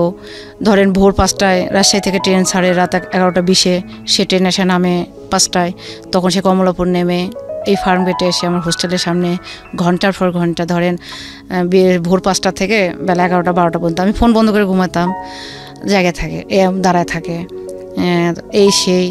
আমি জীবনে কোনো দিন 1 বৈশাখ, 21 ফেব্রুয়ারি, 26 মার্চ, 16 ডিসেম্বর, 14 ফেব্রুয়ারি কোনো দিন আমি রুম থেকে বেরোই না, আমি কোনো অকেশানে যাই না। কারণ আমি সবসময় মনে করি আমি একটা মুসলিম মেয়ে, আমাকে মরতে হবে ব্যাস, এগুলোর মধ্যে আমি কেন যাব, আমি এটা ভাবি। এবং আমার মনে হয় না যে কারোর সাথে, কারণ আমি যে দেখেছি যেগুলো ছেলে যদি কোনো দিন প্রস্তাব করছে বা সবার দেখছি শুধু শরীর এইরকম কথাবার্তা। তখন ওই আমাকে বললো, তখন আমি বলছি না আমি এটা ইয়ে করে করছেন না, তোকে এত ভালোবাসে এই সে। ওর ভালোবাসা দেখে ভাই আপনি বিশ্বাস করবেন আমার পায়ের স্যান্ডেল পরানো থেকে শুরু করে সেফটি পিন মারা অল এভরিথিং, মানে যেহেতু সে আমাকে ওয়াইফ, মানে আমি তো ওয়াইফ না, সে আমাকে, তখন আমি আমার ফ্রেন্ডকে বললাম দোস্ত এরকম ঘটনা, ও আবার ল পড়ে, ও বলতেছে যে তুই তো একটা রক্ষিতা হয়ে আছিস। তখন ওকে আমি বিয়ের জন্য প্রস্তাব দিলাম যে আপনি কি আমাকে বিয়ে করতে পারবেন, বা ইম্পসিবল। তখন যে ইম্পসিবল হলে চলে যান। বিয়ের জন্য যখন চাপ দিলাম তখন সে 2012 সালের 19 মে আমাকে চন্দ্রিমা উদ্যানের সংসদ মানে কি মেহবিনিমের সামনে ফেলে, তখন বাংলাদেশ পাট গবেষণা ইনস্টিটিউটের মধ্যে একটা রুম নেওয়া ছিল, ও তখন 2টা রুম নেওয়া ছিল। তখন সে সুন্দরভাবে ওই যে বললাম বউ পরিচয় দিয়ে হোস্টেল থেকে বের করে নিয়ে গেল। যাওয়ার পরে সে ওখান থেকে চলে গেল এবং আমাকে বলল আমি জুন মাসের 3 তারিখে এসে তোমাকে বিয়ে করব। আমি বলছি তুমি কোনো দিনই আর ফিরে আসবে না, এটা আমি জানি, ঠিক আছে যাও। আমি আর কোনো কথা বললাম না। কিন্তু ভাই আমি প্রতিনিয়ত, তখন আমি বুঝলাম যে ভালোবাসা কাকে বলে, ঘৃণা কি জিনিস আমি ওকে করতাম।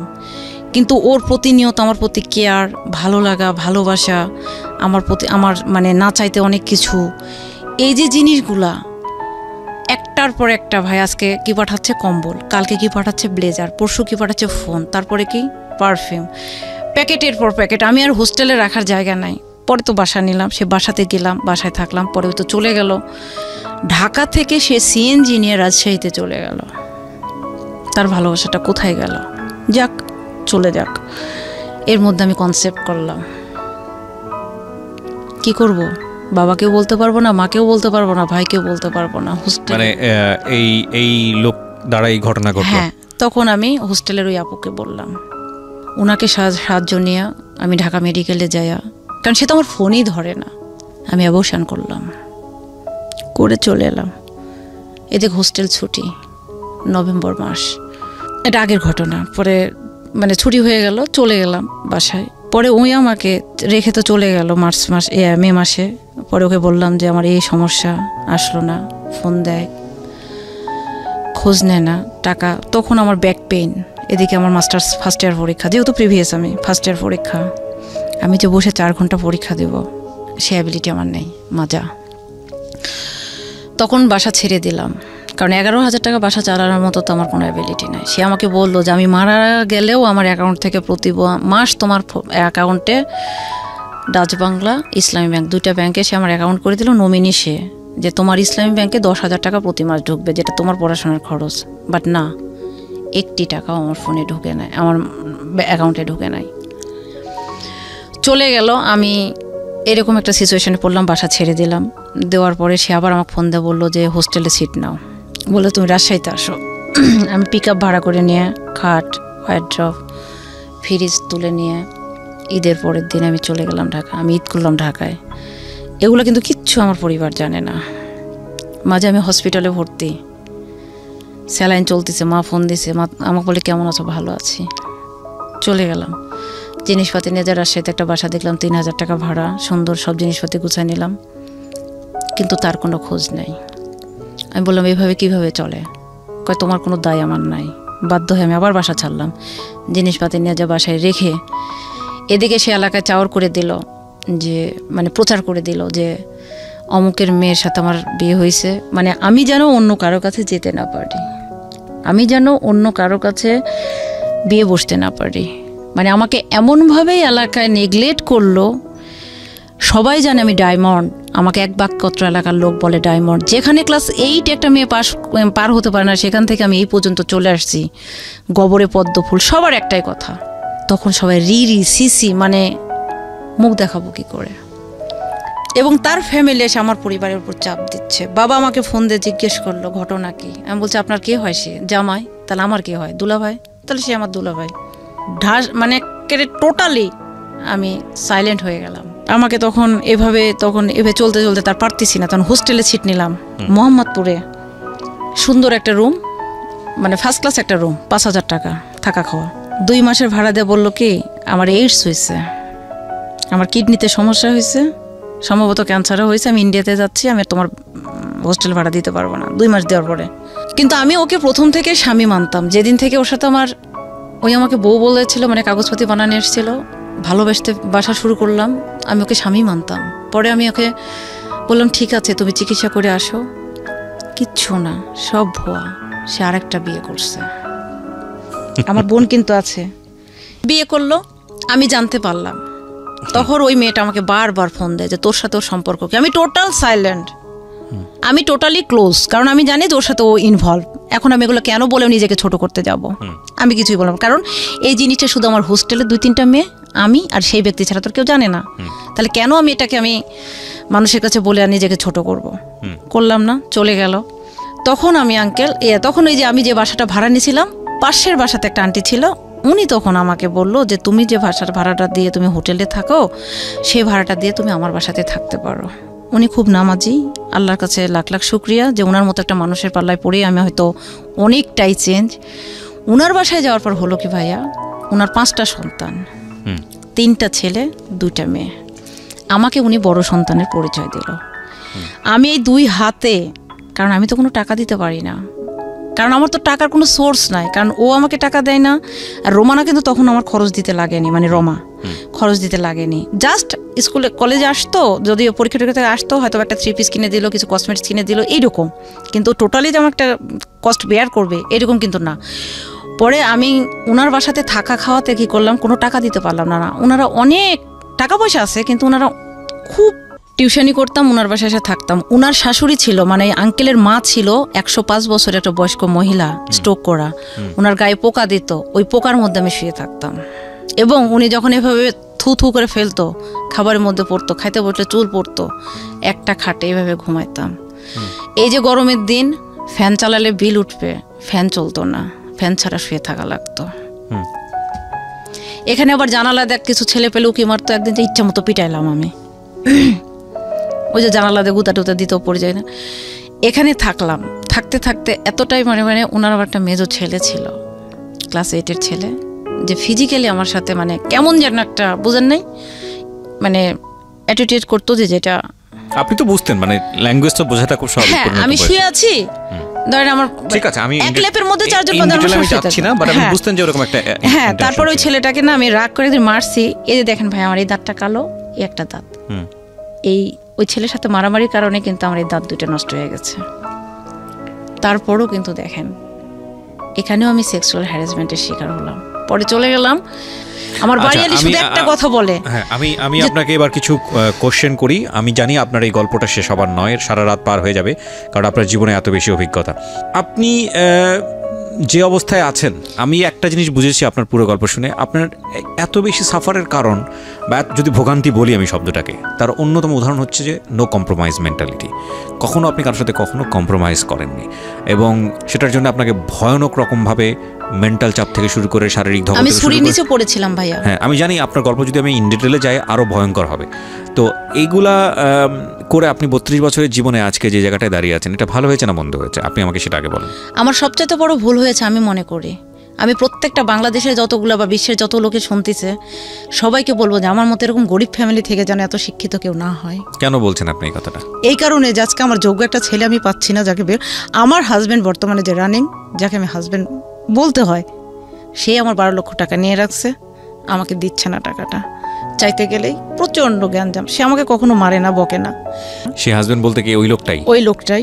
আমি এই জীবন থেকে বের হয়ে আসতে চাচ্ছি। আর পড়াশোনা কেন কোথাও না করছি, যে আসলে ভাইয়া 10 টাকা থেকে না 100 টাকা করা যায়, কিন্তু 10,000 টাকা থেকে 10 লাখ টাকা করা যায় না। আমি এমন একটা ফ্যামিলিতে জন্মেছি, যখন আমি একটা চাকরির জন্য গিয়েছিলাম, একটা কলেজে ঢোকার জন্য, এমপি আমাকে বলেছিল 12 লক্ষ টাকা লাগবে। যখন আমি কথাটা শুনছিলাম যে আমি যদি পড়াশোনা শেষ করে চাকরি করতে যাই, যে টাকাটা লাগবে সেটা আমার পরিবার বেয়ার করতে পারবে না, কারণ আমার পরিবার 10,000 টাকা বের করার মতো অ্যাবিলিটি নেই।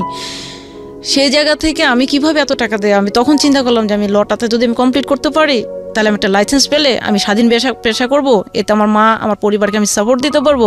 কোন ছেলে আছে বাংলাদেশের ভাই যে যার পরিবারকে সাপোর্ট দেওয়ার পর সেই মেয়েকে বিয়ে করবে? আমি ব্রোকেন ফ্যামিলির একটা মেয়ে, আমাকে কেউ সাপোর্ট দেবে না। একটা ছেলের কাছে আজ পর্যন্ত আমি কি একটা ছেলেকে যে বলতে পারি যে তুমি আমাকে বিয়ে করো? আমার তো সেরকম কেউ নেই। ফাইন, আমি আপনার কথাগুলোর প্রেক্ষাপটে কিছু বলি। যদি আপনার খুব রিসিভ করার মেন্টালিটি থাকে, তাহলে আমার মনে হয় কথাগুলো আপনার জন্য কিছুটা হলেও গুরুত্বপূর্ণ হতে পারে, যেটা আমার মনে হচ্ছে। প্রথম কথা হচ্ছে, আপনি আপনার উইকনেসগুলো জানেন, আপনি আপনার সীমাবদ্ধতাগুলো জানেন। আপনি যদি বলেন যে আপনার জীবনে সবচেয়ে বড় ভুল হয়েছিল আত্মুর পর্যন্ত লেখাপড়া করা, তাহলে আমি আপনাকে কয়েকটা কথা বলি। একটা যেটা হচ্ছে, যে লেখাপড়া না করে আপনি কি করতেন? বিয়ে হতো অন্যের ঘরে, আপনি সেটা মেনে নিতে পারতেন? আমি সেটা করবো না বলে তো পড়াশোনাটা করছি, কিন্তু আমি পড়াশোনা মেন্টালিটি বিষয়টা কিন্তু বাই বর্ন কিছু মানুষ পায়, যেটা আপনি ছোটবেলা থেকেই পেয়েছিলেন। আপনি যেটা বলছেন যে কারো গাছের আম, কারো গাছের ফল চুরি করতে বা নিজে খেতে বাদ রাখেননি, এটা কিন্তু আপনার 8-10টা ভাই বোনের অ্যাটিটিউডের মধ্যে ছিল না। সো বাই বর্ন আপনি কিছু ফ্রিনেস নিয়ে জন্মগ্রহণ করেছেন পৃথিবীতে। সো আপনার বরং এই লেখাপড়া না থাকা অবস্থায় যদি কোনো ফ্যামিলিতে আপনি যেতেন, আপনার উপরে যে দমন পীড়নটা হতো, আজকে আপনি মাথা উঁচু করে যে প্রতিবাদটুকু করছেন, হ্যাঁ সেখানে আপনার বিগার লস আছে, আমি স্বীকার করি, কিন্তু লেখাপড়া না থাকলে সেই জায়গাটা আরও ভয়ঙ্কর হতে পারত। আপনি এতদিন পরে এসে একটা সিদ্ধান্ত নিয়েছেন যে আপনি এলএলবি করে আপনি একটা প্র্যাকটিসে যাবেন এবং আপনি ফ্রি একটা পেশাতে যাবেন, লয়ার হবেন। এবং আমি definitely sure with the name of almighty Allah, যেটা হলো যে আপনি পেশায় ভালো করবেন। কারণ কেন ভালো করবেন? কারণ আপনার জীবনের বহুমুখী অভিজ্ঞতা। প্রথম কথা হচ্ছে এইটা। একটা মেয়ে একটা সমাজে মাথা উঁচু করে বাঁচতে গেলে কি পরিমাণ সাফারার হয়, কি পরিমাণ ভিকটিম হয়, সেটা আপনার থেকে কেউ আর ভালো জানবে না।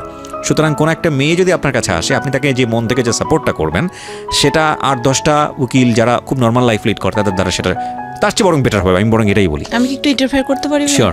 আমি এখন আমার এতটাই অভিজ্ঞতা, ঢাকা শহরে যখন আমি ফার্ম গেটে এসে উঠলাম, তখন আমি ওখানে যে পাবলিক টয়লেট আছে না, আনোয়ারা পার্কের সাথে, পাবলিক টয়লেটে যেতে পারতাম না। আর এখন আমি চোখ বন্ধ করে বলতে পারি ঢাকা শহরে কোথায় কি আছে। আর আরেকটা কথা বলি, একটা লোক আমার সামনে এসে দাঁড়ালে আমি বলে দিতে পারবো সে কি বলতে চাচ্ছে। এক্স্যাক্টলি। সো আপনার ওই জায়গাটা থেকে আপনি, এটা আপনার জীবনের সবচেয়ে বড় ক্যাপিটাল আমি মনে করি, এই অভিজ্ঞতাটা। আর আমি একটা জিনিস বিশ্বাস করি ব্যক্তিগত মানুষ হিসেবে, সেটা হচ্ছে সৃষ্টিকর্তা আমাদেরকে প্রত্যেককে একটা না একটা উদ্দেশ্য দিয়ে দুনিয়াতে পাঠিয়েছেন। সে মিনিংলেস দুনিয়াতে কোনো কিছুই করেনি, আমার কাছে যেটা মনে হয়। একটা পিঁপড়া থেকে শুরু করে সবাই। এবং আপনি যেহেতু পৃথিবীতে এসছেন, দেয়ার ইজ আ মেসেজ। আমি এটা ক্লিয়ারলি বিলিভ করি as a believer, religious believer হিসেবে। সেটা হলো যে নিশ্চয়ই আল্লাহ আপনাকে পাঠিয়েছেন কোনো না কোনো পার্টিকুলার একটা উদ্দেশ্য দিয়েই পাঠিয়েছেন। কমন উদ্দেশ্য তো কিছুই আছে, তার ইবাদত করা, সেটা ঠিক আছে, সেটা আপনি করেনি, কিন্তু আপনার মাধ্যমে কিছু না কিছু সে হাসিল করবে, এবং যে কারণেই সে আপনাকে দুনিয়াতে পাঠিয়েছে। সো সেই জায়গাটা থেকে আমার মনে হয় যে হোপলেস হওয়ার কোনো মানে নেই। আর কত ভাইয়া, আপনি মাত্র 32 দুনিয়াতে। আমি বলি আপনাকে, শোনেন, আমি আজকে যে কথাগুলো বলি না, আর কত না, আমি এখানে একটা কথা বলি আপনাকে। আমি যে কথাগুলো বলি, এই কথাগুলো আমি রেডিওতে আগে বলতাম না। কেন বলছি না? এই 6-7 বছর আমি শুধু শুনেছি, গল্প শুনেছি মানুষের কাছ থেকে।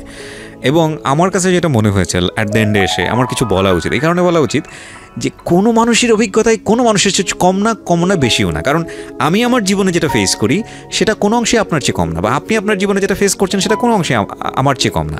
হ্যাঁ, এখন যদি আপনি বলেন এটাকে একটা সিনেমার আকারে চিন্তা করেন বা এটাকে একটা বিনোদন শো হিসেবে চিন্তা করেন, তখন হয়তো কিছু গল্প হিট বেশি হয়, কিছু গল্প কম হিট হয়। কিন্তু এটা আমি অস্বীকার করতে চাই যে গল্পটা ভিউ কম হলো বা মানুষ কম শুনলো, সেই গল্পটা আপনার গল্পের চাইতে কম কষ্টের গল্প কিংবা কম দুঃখের গল্প। ওই মানুষটার জীবনে ওই দুঃখটাই অনেক বড় দুঃখ, অনেক কষ্টটাই অনেক বড় কষ্ট, যার জায়গা থেকে যেটা রাইট। কিন্তু দিন শেষে কেউ না কেউ উতরায় যায়। এবং আপনি এতটা সাহস করে, আপনি যেটা বললেন যে রাজশাহী থেকেও আপনার 500 টাকা সিএনজি ভাড়া লাগে আপনার গ্রামে যেতে, তাহলে ওই রকম একটা জায়গা থেকে আপনি যদি ঢাকা শহরে এসে ইডেন কলেজের মতো জায়গায় পড়তে পারেন, কিংবা আপনি যদি আরেকটা ইডেন কলেজের পাশাপাশি আপনি ল পড়ে আপনি যদি জাজ কোর্টে প্র্যাকটিস করার মতো ক্ষমতা রাখেন, এবং আপনি যদি এরকম একটা স্বপ্ন দেখতে পারেন, তাহলে আপনার জীবনে অর্জনটাকে আপনি বরং বড় করে দেখেন। ঠিক আছে? আর আপনার পরিবারে যা হয়েছে বা আপনার বাবা আজকে কিভাবে চলে গেছেন, আপনার মা আজকে যে অবস্থায় আছেন, শিওর আপনি বলবেন, তার আগে আমি একটু শেষ করে নিতে চাই। সেটা হলো, আমি গল্পের খেই হারিয়ে ফেলবো, সেটা হলো যে এটা হবারই ছিল, এখানে আপনার দায় কোনো কিছু নাই।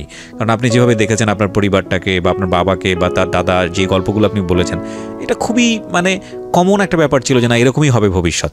তবে আমার খুব অবাক লেগেছে একটা বিষয়, আমাদের সমাজে মামলা জিনিসটাকে খুব ভালো একটা চোখে দেখা হয় না, কিন্তু এই মামলার বিষয়গুলো যেভাবে এসছে, কথায় কথায় মামলা, অনেকগুলো মামলা নিয়ে হাজিরা হওয়া, এটা হওয়া, এই ব্যাপারগুলা না হলেই বরং ভালো হতো। কারণ আমি যতদূর জানি যে শেষ পর্যন্ত এগুলার ঘানি টানতে টানতে এগুলার আসলে কোনো এন্ডলেস একটা ব্যাপার। যদিও আমি ইন্সপায়ার করি মানুষকে যাওয়ার জন্য, কিন্তু আমি যখন প্র্যাকটিস করছি, কেউ যদি মামলার কথা বলে, আমি তাকে নিজেই সাজেস্ট করি সমাধান করে, নিজেরা বসে সমাধান করে। মামলা পৃথিবীতে এত নিকৃষ্ট একটা জিনিস। আমি নিজে মামলা করেছি, মামলা দেখেছি, মামলা শুনেছি। আমি কিন্তু আমার অ্যাডভোকেটের সাথে ঝগড়া করেই কিন্তু আমি লটা পড়েছি। আপনি আমাকে করার জায়গা থেকে বলেন, মানে আপনি বাদী, যে সেই জায়গা থেকে বলেন যে আপনি যে মামলা করেছেন, করার পরে কি আপনি ভালো আছেন? আমি আসামিরাই সুখে থাকে, যাই মামলাটা করে সেই বেশি সাফার করে। তো আমার প্রশ্ন হচ্ছে, এত কিছু করার পরও আমি কেন একটা প্ল্যাটফর্মে যেতে পারছি না? আমি আপনার এই গল্প এই জায়গাটাই সুন্দর করে শেষ করতে চাই। খুব সহজ একটা ছবির কথা আমার মনে পড়লো, সেটা হচ্ছে একটা মানুষ খবর পেয়েছে, আমি আপনাকে গল্পটা বলি, অনুষ্ঠানটা শেষ করে দিব, এটা আপনার জন্য বলা, যে একটা মানুষ খবর পেয়েছে যে মাটি খুললেই হলো এই মাটির নিচে এক পাত্র গোল্ড, মানে সোনার মোহর লুকানো আছে, এবং সেটা সে উদ্ধার করতে পারবে। সে যেটা জানার পরে সে বাড়ি থেকে সে কোদাল নিয়ে বের হয়েছে এবং সেই জায়গায় সে গুহাতে গিয়ে খোঁড়া শুরু করেছে। খুঁড়তে অনেক দিন ধরে সে খুঁড়ছে, বছর যায়, মাস যায়, যুগের পর যুগ চলে যাচ্ছে, কিন্তু সে কোনোভাবেই খবর পাচ্ছে না। এবং সে এক পর্যায়ে ফেড আপ হয়ে গেল যে না, এটা মিথ্যা ছিল, এই খোঁড়াটা উচিত হচ্ছে না, আমার এখান থেকে চলে যেতে হবে। এবং যখন সে গিভ আপটা করে, যখন সে ছেড়ে দেয়, তো ছবিটার মধ্যে দেখাচ্ছে ভাবে যে আর একটা কোপ যদি সে মারতো, তাহলে আলটিমেটলি সে এই গোল্ডের পাত্রটার সন্ধানটা পেত। আমি আপনাকে গল্পটা এই কারণেই বললাম, এটা হচ্ছে আসলে আপনি ছেড়ে দেবেন কি দেবেন না, সেটা সেই জায়গাটা একটা সিদ্ধান্ত। কারণ পুরো জীবন জুড়েই এই কোদাল দিয়ে মাটি খোঁড়ার মতো, মানে আপ টু ডেথ আপনাকে ট্রাই করতে হবে। আপনি তো আজকে এখানে এসে, আপনি you are lucky in a sense যে আপনি এখানে এসে লাখ লাখ মানুষকে আপনার গল্পটা খুব ডেসপারেটলি বলতে পেরেছেন। আপনাকে এটা বিলিভ করতে হবে, বাংলাদেশের অসংখ্য মেয়ে আছে যারা আপনার চাইতেও হয়তো ভয়াবহ রকমের সাফারার, কিন্তু তারা ঘর থেকে বের হয়ে এসে এরকম লাখ লাখ মানুষের সামনে গল্পটা বলতে পারে না। আপনি তো অনেক লাকি যে আপনি ডিসিশনটা নিতে পারেন, সেটা যেটাই হোক না কেন। হ্যাঁ, আপনার হয়তো মানুষের কাছে হাত পাততে হয়, আপনার হয়তো অর্থের অভাব আছে, but you can take your decision by own. আপনি নিজে সিদ্ধান্ত নিতে পারেন আপনি দুপুরে কি খাবেন। কাছ থেকে সাপোর্ট পেয়েছি এবং নিয়েছি, সেটা হচ্ছে Rama. Fine, you are lucky যে আপনি রমাকে পাইছেন, অনেকে রমাকে পায় না। আপনাকে হোপলেস হওয়ার জন্য এরকম অসংখ্য ভাবনা আজকে রমা ডেসপারেট আমার উপরে যে তোর আর দায়িত্ব আমি নিতে পারবো না, তুই নিজে কিছু কর। এই কথা বলার পরে এসে আমি এই রিক্রুটিং এজেন্সিতে চাকরি নিলাম। সো আমি আপনাকে বলবো এতটুকুই যে আপনি যেহেতু এখনও সিদ্ধান্ত নেবার ক্ষমতা নিজের কাছে রাখেন, আপনি যতটাই মানুষের উপর নির্ভর হন না কেন, আপনার ভিতরে যেহেতু বারুদ আছে, আপনি জানেন কোনটা ন্যায় কোনটা অন্যায়। অনেকগুলো জায়গাতে আপনাকে বাধ্য হয়ে কম্প্রোমাইজ করতে হয়েছে, এবং সেটা কম্প্রোমাইজ না, আমি বলবো যে এটা আপনি ভিকটিম। সো ভিকটিমের জায়গাটা অন্যরকম। বাট শেষ বেলায় এসে শুধু একটা কথাই বলার আছে প্রিয় শ্রোতা, এই ভিকটিম উনি এখনও ফাইট করে যাচ্ছেন, উনি এখনও স্বপ্ন দেখেন, এবং এই স্বপ্ন দেখা মানুষরা কখনো হারেন না। ভুল শুদ্ধ মিলিয়েই মানুষ, ওনার জীবনেও অসংখ্য ভুল আছে হয়তোবা, কিন্তু উনি কখনো গিভ আপ করেননি। এবং এটা ঠিক যে একেবারে নিম্নবিত্ত একটা পরিবার থেকে একটা মেয়ে যদি উঠে আসতে চায়, তাহলে সব মেয়ের জীবন গল্পই যে আসলে খুব সুখকর হয় তা না। এবং আমাদের এই পুরুষতান্ত্রিক সমাজে আমরা একটা মেয়েকে যেই সম্মানের চোখে দেখার কথা, সেটা অনেক সময় নিজেদের সীমাবদ্ধতার জায়গাটা থেকে আমরা হয়তো দিতে পারি না। তবে এটা ঠিক যে পরিবেশ পরিস্থিতি পাল্টাচ্ছে, মেয়েরা অনেক বেশি অ্যাডভান্স, এখন অনেক বেশি অ্যাডভান্স। আজকে এই মেয়ে এসে বা এই ভদ্রমহিলা এসে লাখ লাখ মানুষের কাছে খুব ডেসপারেটলি নিজের কথাটা বলতে পেরেছে। আজ থেকে 10 বছর 15 বছর 20 বছর আগের চেহারাটা কিন্তু এরকম না বাংলাদেশের সামাজিকতার অবস্থার জায়গা থেকে যদি চিন্তা করি। সুতরাং যেহেতু স্পিক আউট হচ্ছে, যেহেতু প্রবলেমগুলো নিয়ে আমরা কথা বলছি, আমরা বিশ্বাস করি এই বিষয়গুলো নিয়েও একটা সময় একটা সামাজিক অবয়ব দাঁড়াবে, যেখানে মানুষের প্রতি মানুষের সম্মান,